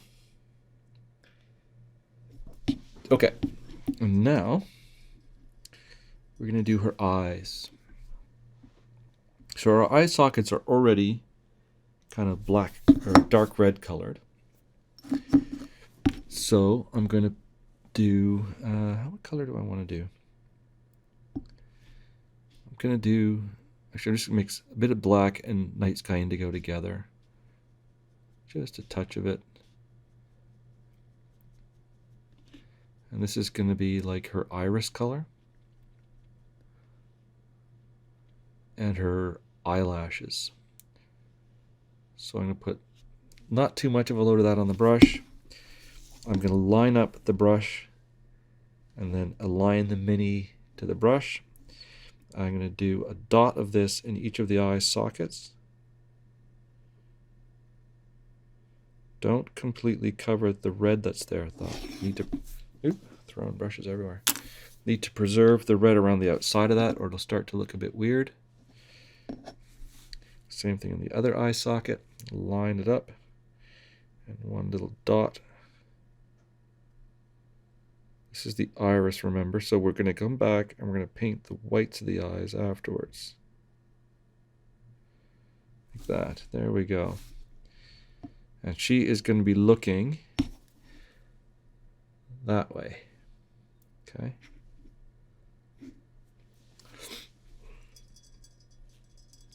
So now I'm going to go back and I'm going to grab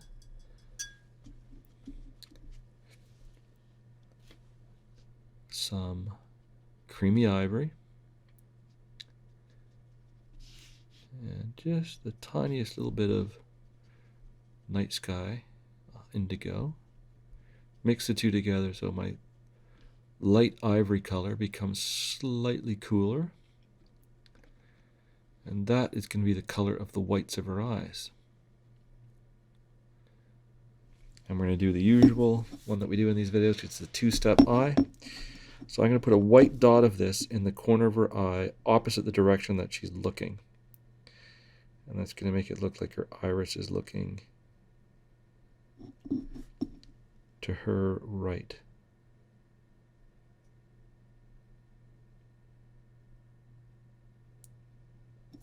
There we go. Okay. So now she's looking that way. Now, if you messed it up and you're not happy with that, all you got to do is fill her eye sockets in with the dark color again. Try again. I made one of them a little bit too big, like this one I made a little too big. I'll just come back in with my dark color, just very slightly. There we go, and it's done. I'm happy with that. Now, if I was feeling particularly keen, we could give her green eyes now. So we'll take a little bit of that black and some of that jade green. We'll mix the two so that it's more jade green than black, but it's going to be a very, very dark green. Now this is not beginner stuff here. This takes practice. And if you want to learn how to paint eyes really well, I've got a video there you can link on to called Painting Eyes is Secretly Easy, and it goes through all these different methods of painting eyes. But what I'm going to do now is I'm going to put a second color into those irises. Maybe I'm getting my eyes not be up to it today. There we go. Just a little dot of color at the bottom. Yeah. Same thing in both eyes.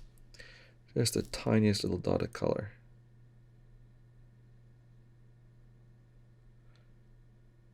Mostly towards the bottom of the iris, if possible. And what that's doing is giving me a foundation that I can paint. So there's two things going on right now. One is I'm buying time for the skin tone to dry before I do the glaze over it. So that's kind of what I'm doing. But I'm also working on the eyes here. So I put that dark green in the eyes first. And that's going to give a good foundation for this cold green that I'm going to put over it now. So a tiny little dot of jade green on the lower half of each iris. And it'll be more visible because I put that bit of black colored green on first.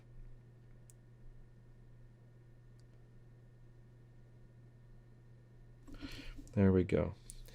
So now that's showing up pretty well.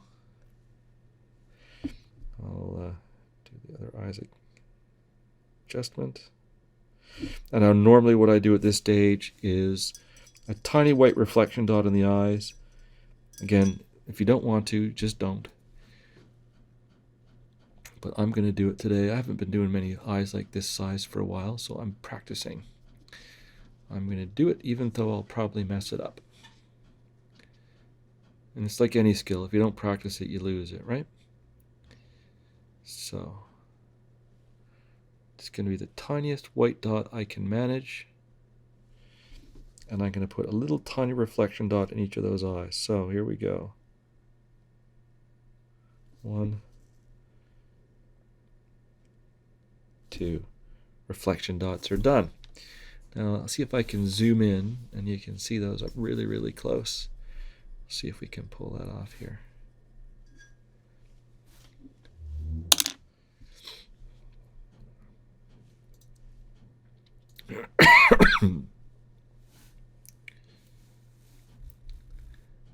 Okay, I need to adjust the position a little bit.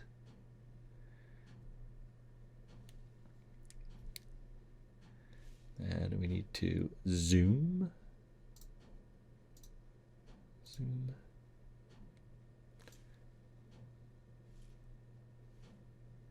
Oh, it's not going to let me zoom. That's a pain. Well, I just have to bring her closer to the camera then. Here we go. And we will focus.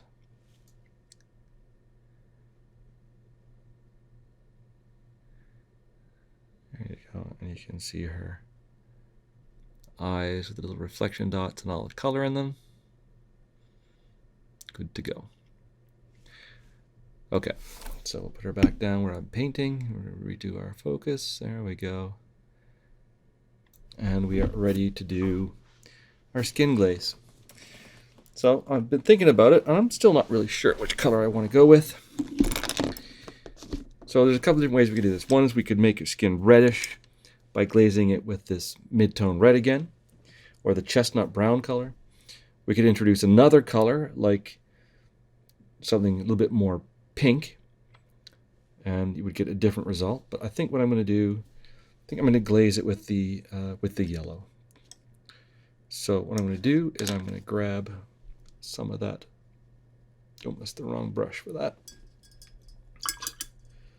Oh no, maybe that'll work. We'll do it with that brush. We'll see what happens.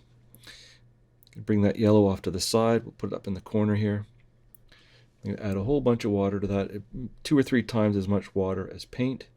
It's going to be really, really thin. Okay. And I'm going to glaze. So what that means is I'm not just going to let the paint go wherever it wants to go. I'm going to control where the paint lands. So let's do this. And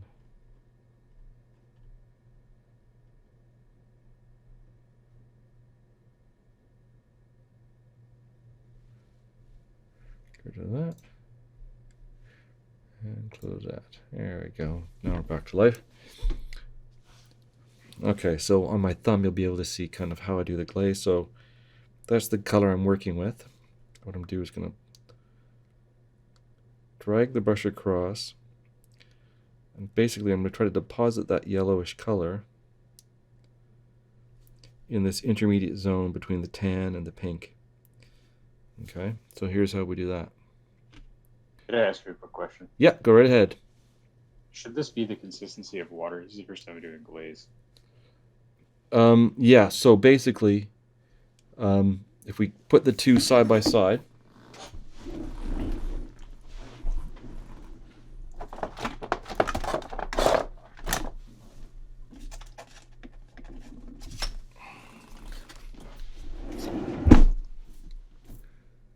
that's a really good question.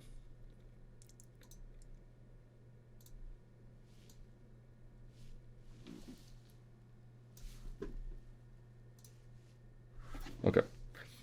So the first thing is, here's the unthinned paint. Just straight off the palette, okay? Like that. Now, pretty thick. I'll do that on my thumb. Looks like that, okay?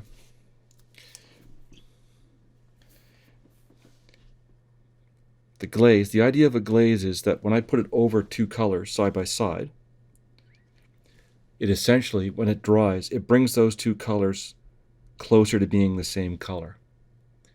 Okay? So it needs to be quite thin, and we're counting on it to darken as it dries. So the consistency looks a bit like that. And it's 2 or 3 times as much water, at least, as it is paint. And it almost to the point where it stops behaving as paint and it just kind of falls apart into goo. Not to goo, into like sort of a bit chalky. And because it's so thin, you can see like there's practically no paint there. And wherever I lift the brush, it leaves that dot of paint. So the idea here is, by putting those layers on from the right, coming from the left, and I line them up so they merge together.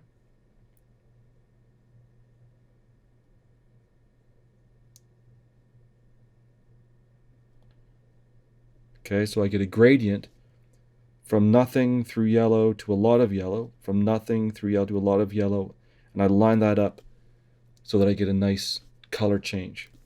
So if I was going to glaze over this mark that I made just a minute ago, I would start from the left. And you see the dots that are forming. When I do it, I lift my brush off on the yellow. And when they dry, they're going to disappear into the yellow. I do the same thing, come from the opposite direction, and again, instead of having those end up out there, I move them into the area that's already the same color, and when they dry, they're going to disappear.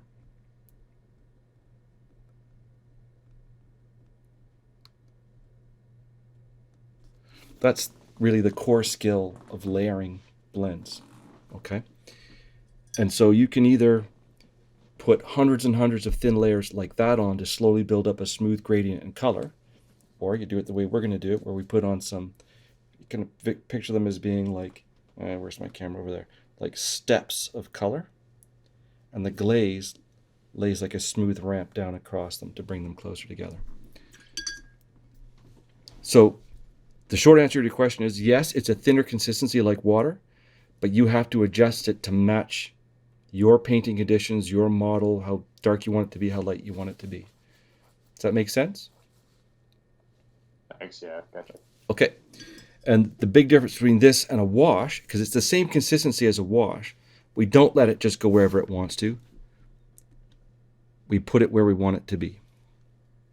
Okay, so I used all that glaze up. I'm going to start to make new stuff.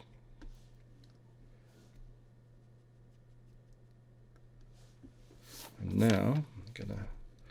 Oh, geez, they just turned the heat on in the building. Oh my God, the temperature just suddenly spiked in here. Okay, let's fix that.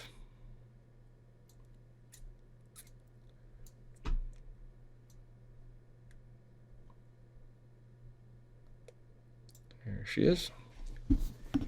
Okay, so we're back painting. I'm going to grab my glaze, and we're going to aim. So let's do this really obvious place on this leg. So that yellow color is right there. Okay, so what I do is I start down in the shadow side, and I pull my brush up towards that piece of yellow, and I let the paint deposit there. And that's going to bring everything closer to being that yellow color, which is going to make the skin tone look smoother. So I just go right over everything. Move across it and let the little yellow dots drop in the area that's already painted that color. Same thing right along there is where this color lies. So I start from the shadow and I pull up towards that. and let the little yellow dots deposit there.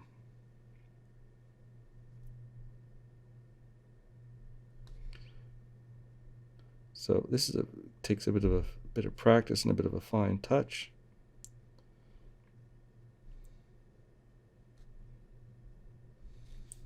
Okay, and now after going from the shadow in, oh darn it, I grabbed the wrong paint. After going from the shadow towards the light, we go from the light back towards the shadow. So up here on this part of the leg, I'm going to start on the highlight, and then I'm going to pull the orange paint, going to go right across and pull it past the highlight and let it deposit in that zone, which is already this yellow color. And that smooths out everything.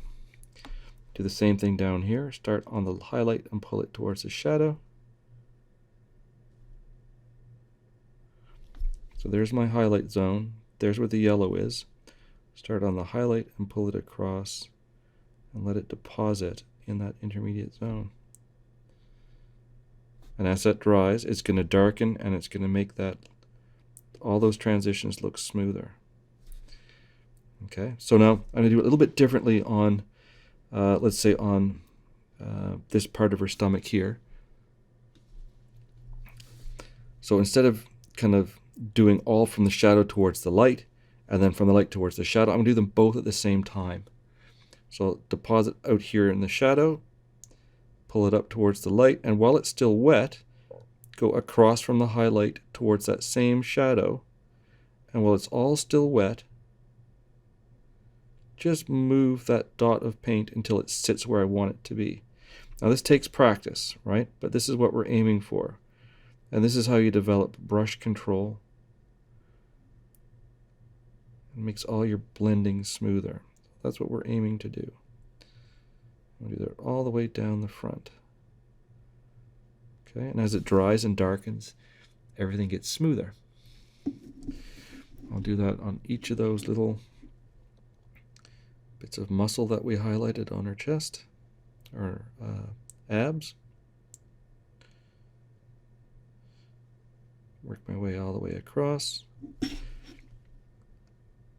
then work my way back up. Am I still on the camera somewhere? There we are. So I'm just moving those little dots of paint to make the color more uniform where those dots land and dry. Now if you look at the difference between this part of her leg down here, how rough all that looks, and that part of that leg, which looks really smooth now. And the reason we do it with very, very thin paint is so that if you make it, because if you make it too thick and too dark, you can cover it too much and you lose all the shadows that we carefully built in. You can always go and do a second or third or fourth layer of glaze to adjust things, but you have control of the end result by doing it this way, as opposed to just by either, well, you get more control if you do every layer very, very, very thin from the start, but it will take a long time to build up the layers of color. If we do it by putting one dark color on there and then put on a darker wash and then we dry brush a lighter color over it or whatever, everything looks chalky and you don't get the same sort of visual interest, the same sort of interesting colors, and it doesn't look as smooth as this. So I'm going to do this over all of this skin. Now there's a lot of skin on there, and that's why we put so much effort into the skin today, because it takes a long time to smoothly blend skin, but the payoff when you're done is how smooth it all looks. It looks really, really good. And the key is that movement of those little dots of paint so that they land where you want them to. If they land in the wrong place, say they land on a really dark color, and you just let them dry, what you end up with is the classic coffee stain. So you end up with that sort of ring-shaped stain of paint, which is not what we're aiming for. and it looks really, really patchy and rough. So we want to avoid the coffee stain, but we want smooth blends, and this is how we get them. So I'm going to keep doing this, working my way down all across all the skin. And this is going to darken all of my highlights, and it's going to lighten all of my shadows, which means I may need to come back in afterwards and reapply some of those highlights and shadows. And that's quite normal. That's a normal part of this process. And the next time when I reapply the shadows, I'll make them thinner than I did the first time. And that means that they're going to look smoother in the end when I'm done blending. So the repetition of this process is faster than just blending or layering with very, very thin layers every time, but it's not as smooth.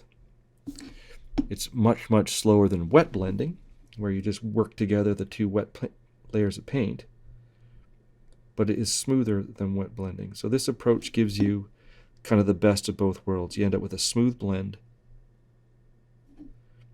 a relatively smooth blend, and you get there fairly quickly. So in terms of, like, if say you're painting a lot of figures, or you're painting up a whole army with the same color scheme, you can get a really nice looking final result, but it doesn't take nearly as long. And in the process, this brush stroke is the same brush stroke you use for doing wet blending. The same sort of brush control is necessary. So you're actually preparing yourself for that more advanced painting skill by practicing this way. The final bonus is that when you use the paint this way, the unthinned layers first, those layers dry very, very quickly, and you don't have to wait for anything to dry. So it's actually faster than using the method where you use a lot of layers, base coats, followed by washes, and then trying to highlight or edge highlight afterwards. Because in that case, you end up having to wait a long time for everything to dry. There's not much waiting going on in this technique. The only thing you have to learn is how to maneuver those little dots so they end up parked on top of something which is already the same color. And then you don't get the coffee stains. You'll know you've done it right when it dries and you don't have coffee stains. You'll know you need more practice when they dry and you've got lots of coffee stains. Now this skin tone has turned out quite a bit more orange than I intended. I wanted it to look more pink. So what would the solution be to that problem? I could glaze the same way with a red color now, and it would turn everything kind of back to that red color. Or I could reapply pink highlights and then glaze with a pinker color. Or I could decide I just like it. Oh, sorry, I've been drifting off on you. There we go.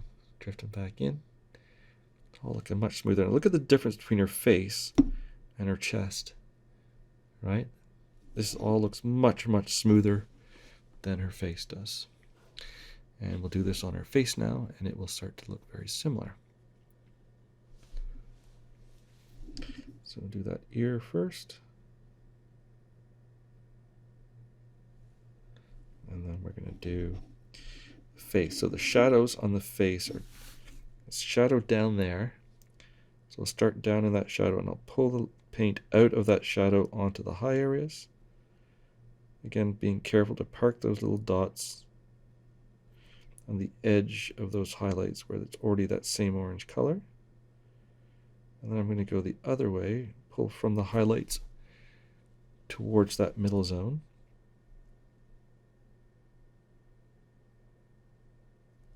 So a good place to park the dots is often in the inside of the shadow side of the nose. That's a good spot to park this stuff. There we go. Looking much smoother already.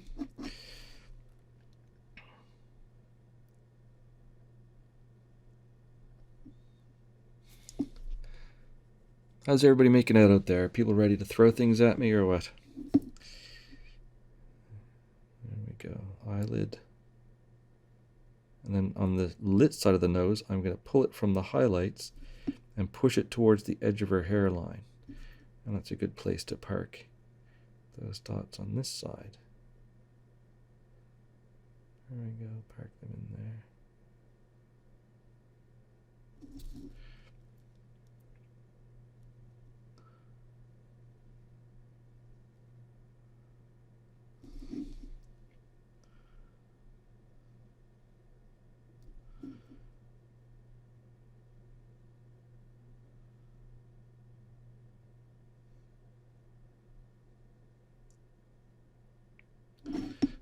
As usual, I've forgotten that I'm talking to people and I've just started painting and having fun. Apologize for that. So what I'm doing is just, as I'm going around, I'm kind of deciding whether I like how dark different areas are, and I'm adding a little bit more glaze if I want it to be darkened, or if I want it to be a little bit smoother. And this is just making little adjustments here and there as we go.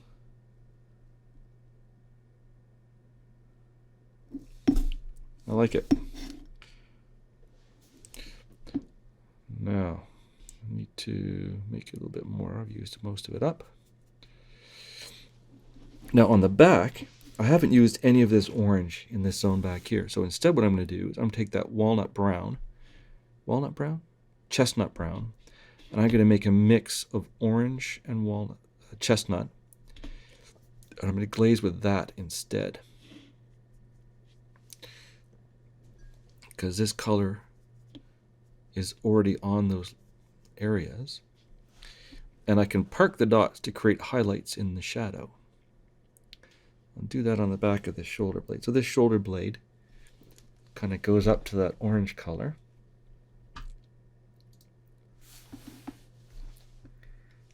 All right, so I'm looking in here. So this glaze is much darker. Okay. So I'm going to go from the shadow up towards those highlights with this much darker color.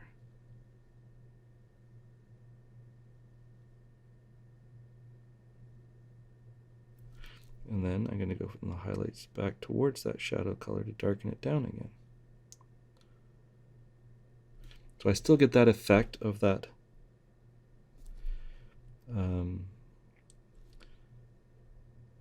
glaze smoothing everything out, but I don't make my shadows suddenly look so light that they don't look right. And I'll do that on the back of this arm as well. So I'll pull from the light towards the shadow, and then down here I'll pull from the shadow up towards the light and get my shapes back, but without making the dark side of the mini so light that it doesn't look right. Here we go.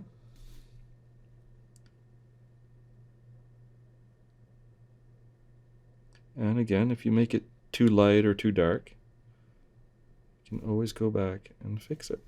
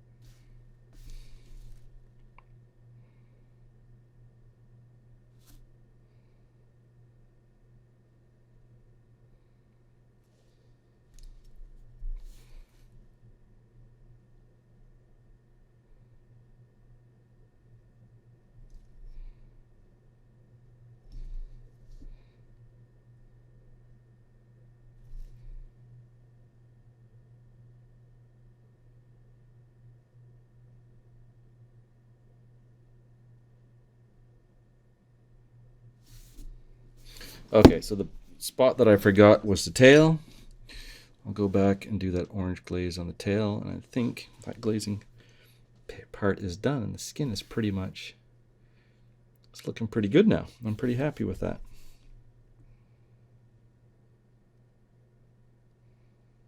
So how are you folks feeling about this process? Has it worked for you on your Mini?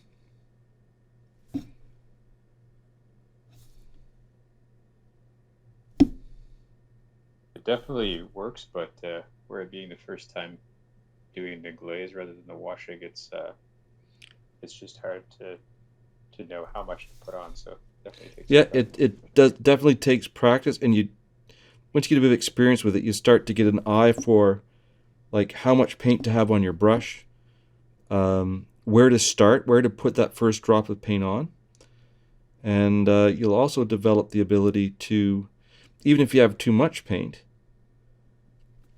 be able to lift it back off into the brush, so you have less paint loaded on your brush, which is an interesting thing. I'll do that on my thumb for you right now.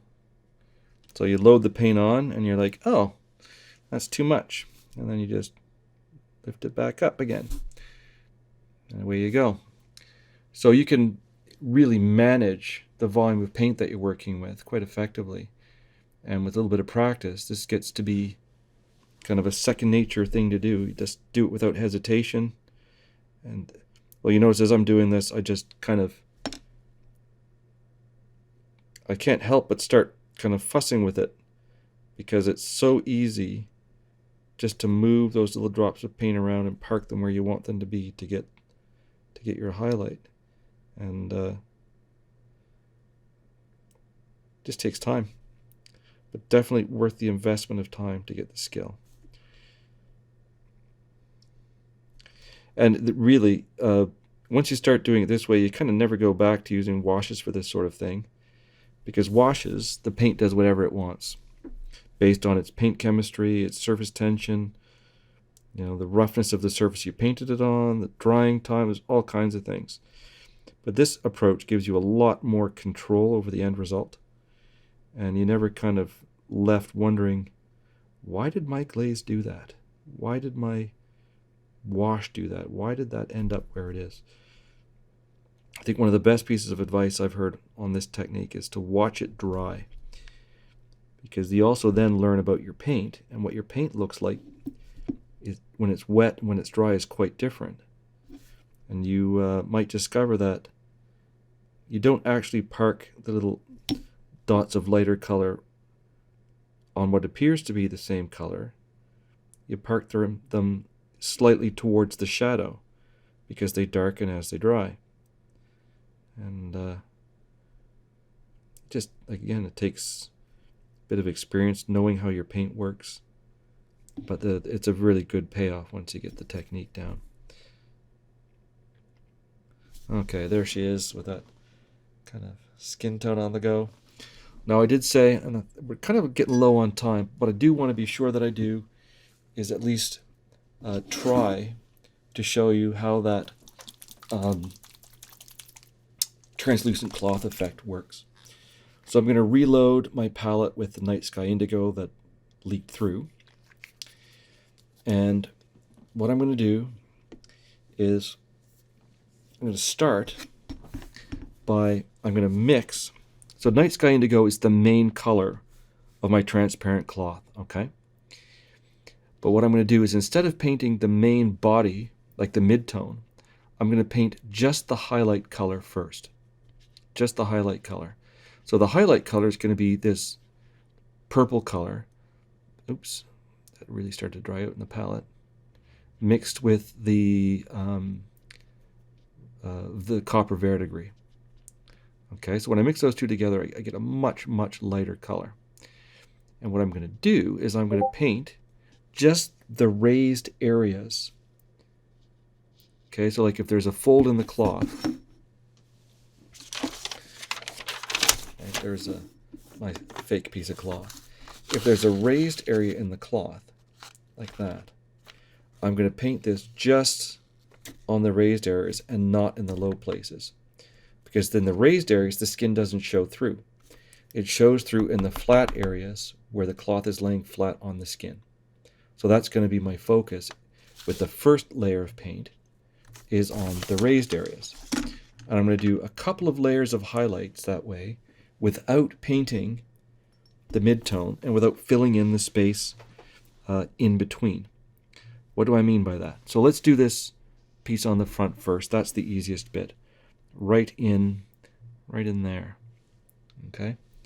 So as I look at that, I can see some pretty clear raised ridges of cloth. And the first one goes from that hip around to the front, and I'm putting a very narrow line of paint on that, just on the highest part of it, like that. Okay, and then there's another one down below it, right about there. And again, I'm just painting that ridge. There's another one right there, and I'll paint just on the top of that, and right there as well. So just on the highest pieces. Now I'm going to turn her upside down for the next step to make it a little bit easier. And I'm doing the same thing on these ridges of cloth here. Oh, I need to change to get better focus.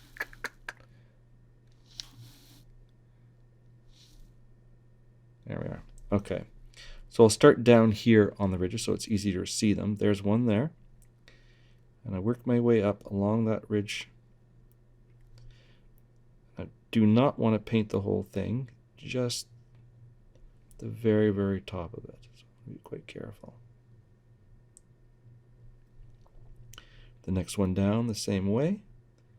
And be careful not to hit the adjacent leg as you're doing these. It's very easy to do that. There's another one there. There we go. Okay, just got those raised areas. And do the same thing on the inside of the other leg. Work my way up along that cloth. And this is where this is definitely a job for your better sable brush, right? Like the brush I'm using now is the one I usually use for painting like tartans and that kind of thing. Long, straight, thin lines. Because I can do very, very gentle touch, thin lines just on the raised pieces of cloth. And just with that one step, it's already starting to look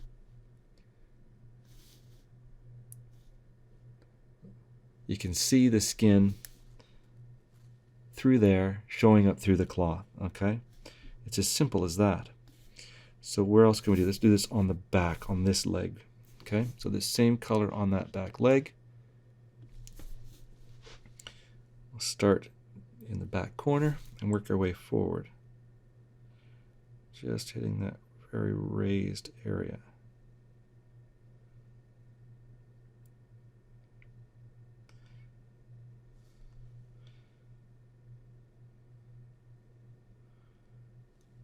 Oops, sorry, I drifted.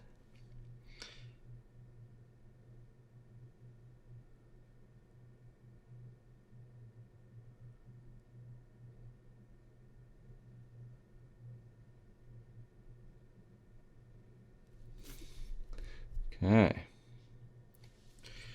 And now we can do the other part of that, starting up there and working back.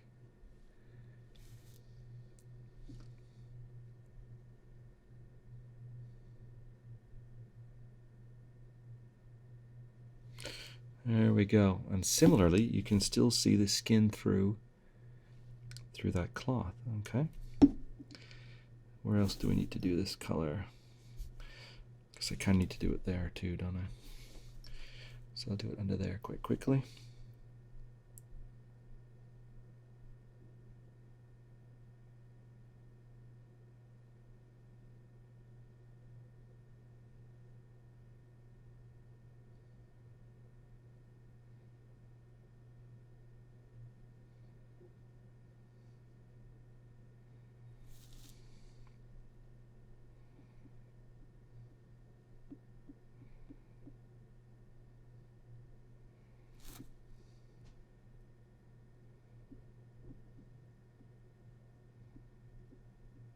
There we go. That leg color shows through. Oh, I went the wrong way.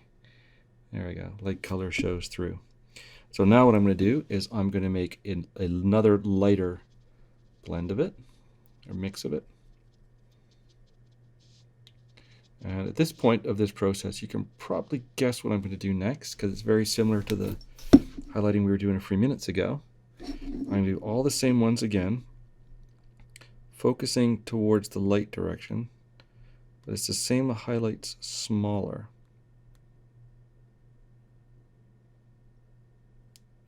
So I want to be able to see that darker color still.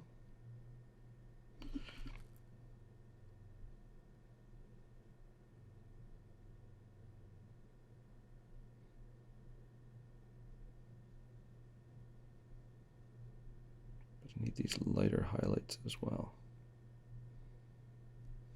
There we go. Do that down there. Oh, there's a couple of good big mistakes for you right there.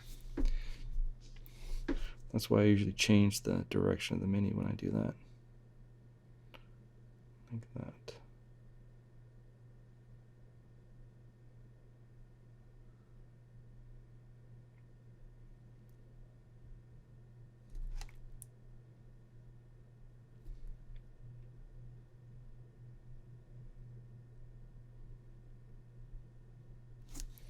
Okay. On the back as well. How are we doing for time? We're all right.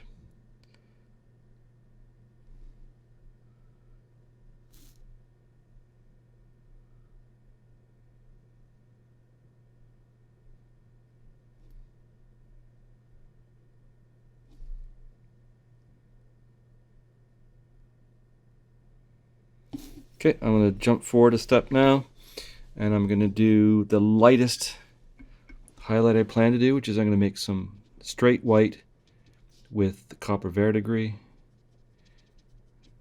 and get a very, very bright color. There we go. And this is just for the very, like, kind of smallest highlights on these things.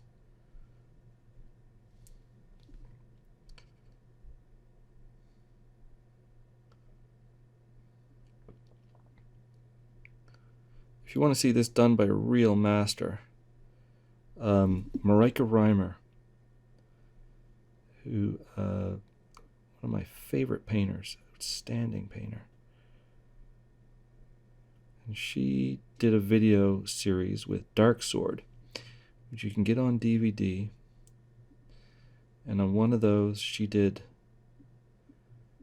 a transparent cloth effect with a pattern on the Dark Sword Miniatures miniature of Cersei Lannister, and it looks just incredible.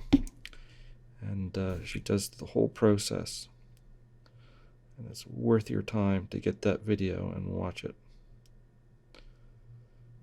I've watched that video so many times, I don't know.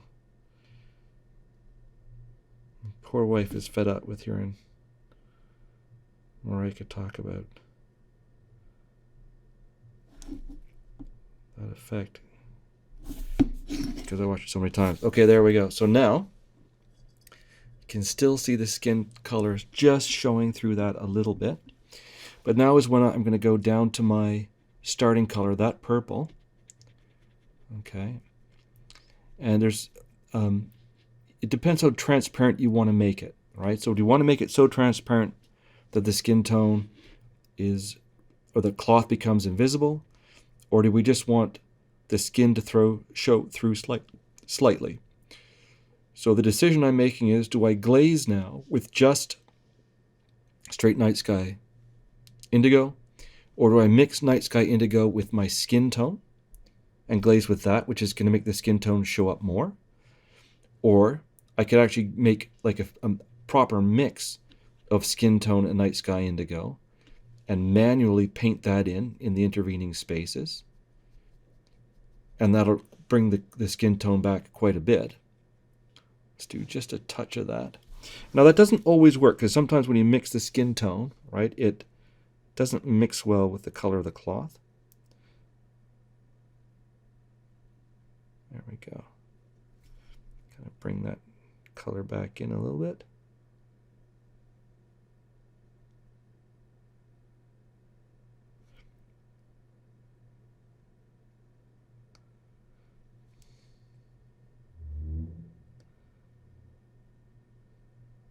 So that was the 50-50 mix with the skin tone. I'll do that on this side as well.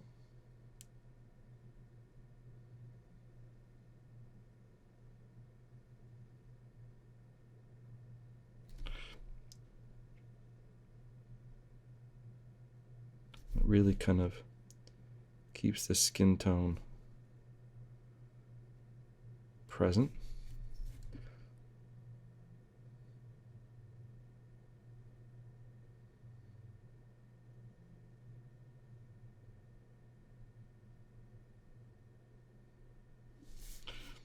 All right.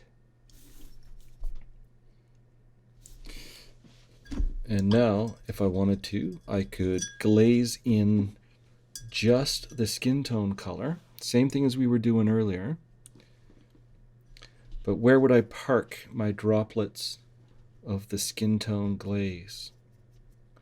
What do you think? Where would I park those little orange droplets?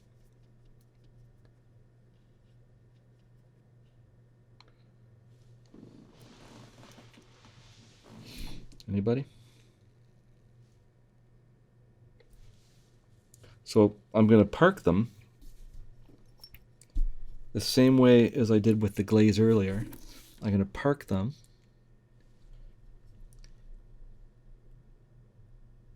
where this color already exists. So that's right in the crevices between those folds of cloth.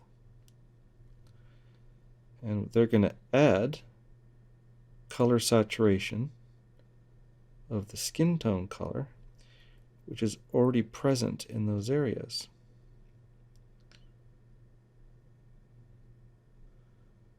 And that's going to give us even more of an impression of the skin showing through.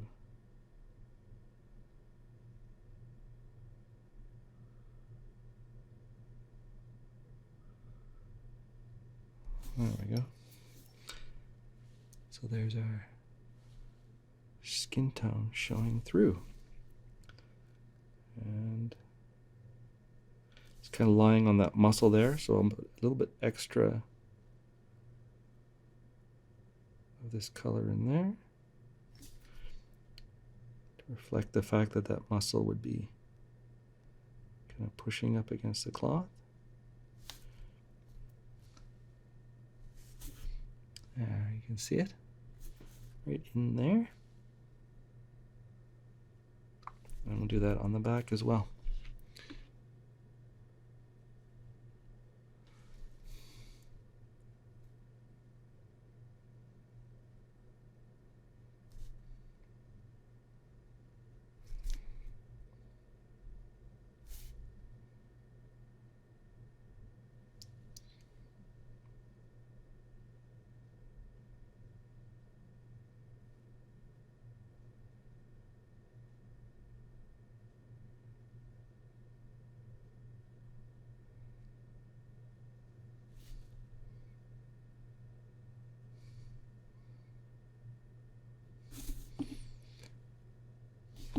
All right.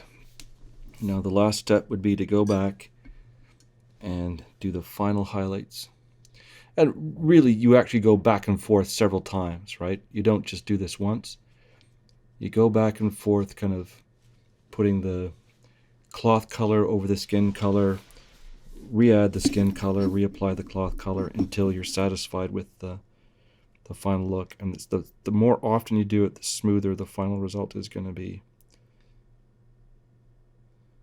But just, it's much like, well, like with lighting effects. If you just glaze your light color on top of the mini at the end, it doesn't work. You've got to have the right foundation for this to work. And that means that the skin tone is not just slapped on there at the end, or the cloth color is not just slapped on in the end. You've got to work with both all the way through for it to work.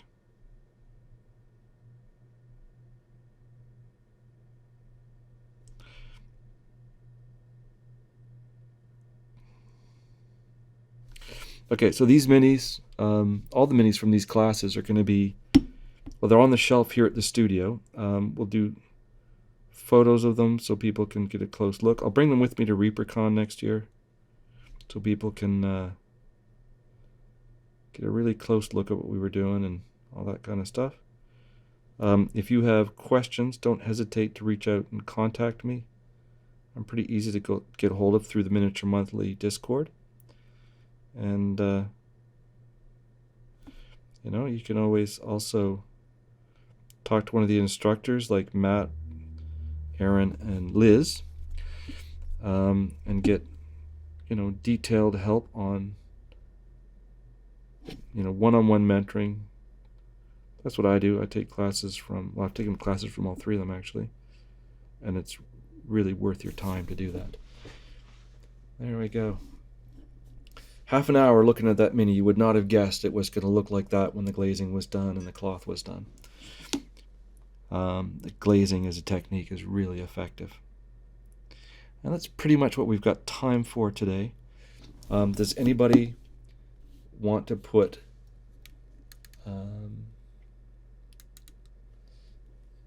drop a photo of your Mini in the chat, and we can give you some feedback before we go today? And just we don't put that stuff in the video on YouTube. We edit all that stuff out if you want to do it. If not, that's cool. I'm going to actually sign off the recording now and just say thanks to anybody who made it to the end this far through. And if you're watching on video, you're welcome to reach out and ask questions as well as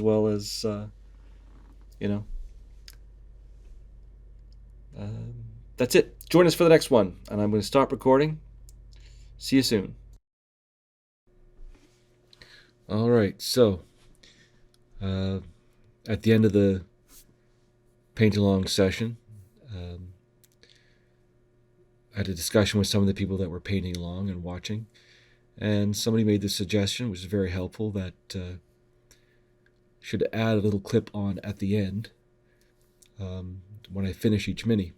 Because what I usually do is after each class or each paint-along, I'll go the next day and spend a little bit of time just sort of finishing up the figure. And so here she is. This is our finished Demonkin sorceress. And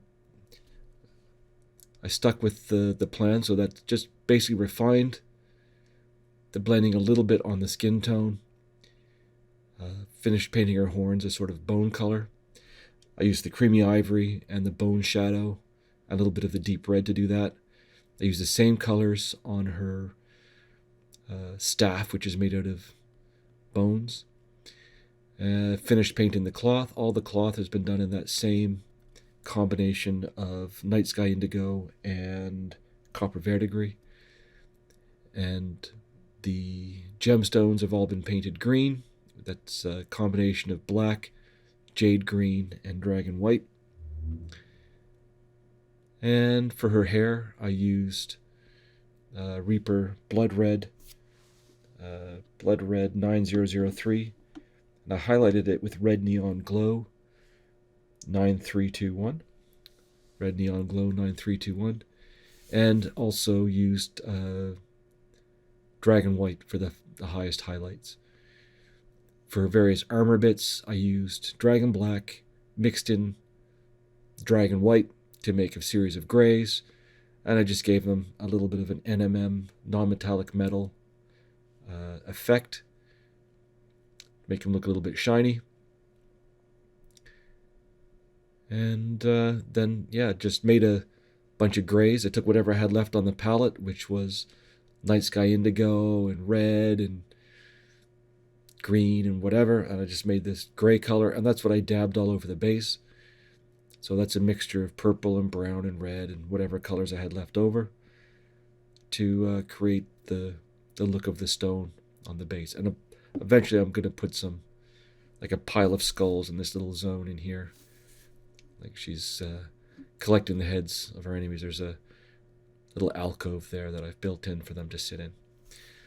So there she is. That's the finished model, and I'll just give her a slow rotation so you can kind of get an idea of how it turned out. That little hint of translucency in the cloth. Nothing too crazy going on there. A little bit of an NMM, non-metallic metal hint on the armor. A little shininess on the gem on the bottom and the top of the staff and on the gems on her clothing. Some red hair. And actually I think maybe this bracer is a little bit too shiny. I could probably dull that down just a little bit where it's mostly on the back of the back of the figure. But that gives you a pretty good idea of the dark side of the figure versus the side which is facing light. That's our light direction there. And that's directly opposite there. That's directly opposite the light direction. So probably that bit of cloth, that bracer, a little bit more shadow on the hair, a little bit more shadow on the gem and the staff would be good. But it gives you an impression of, a pretty strong impression of the light direction. So there she is. The wonderful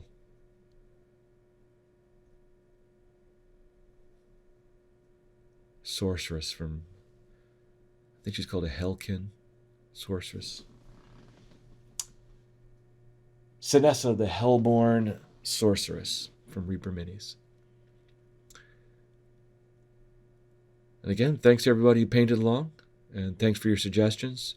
Thanks, huge thanks to Miniature Monthly for letting me do this and supporting me in it, making that wonderful intro. And it's a great community. I've been part of that Patreon 5 years now. Crazy. And I've learned so much from them. It's amazing. I'm looking forward to doing it for many, many more years. So, there she is, finished. See you soon to paint the elf.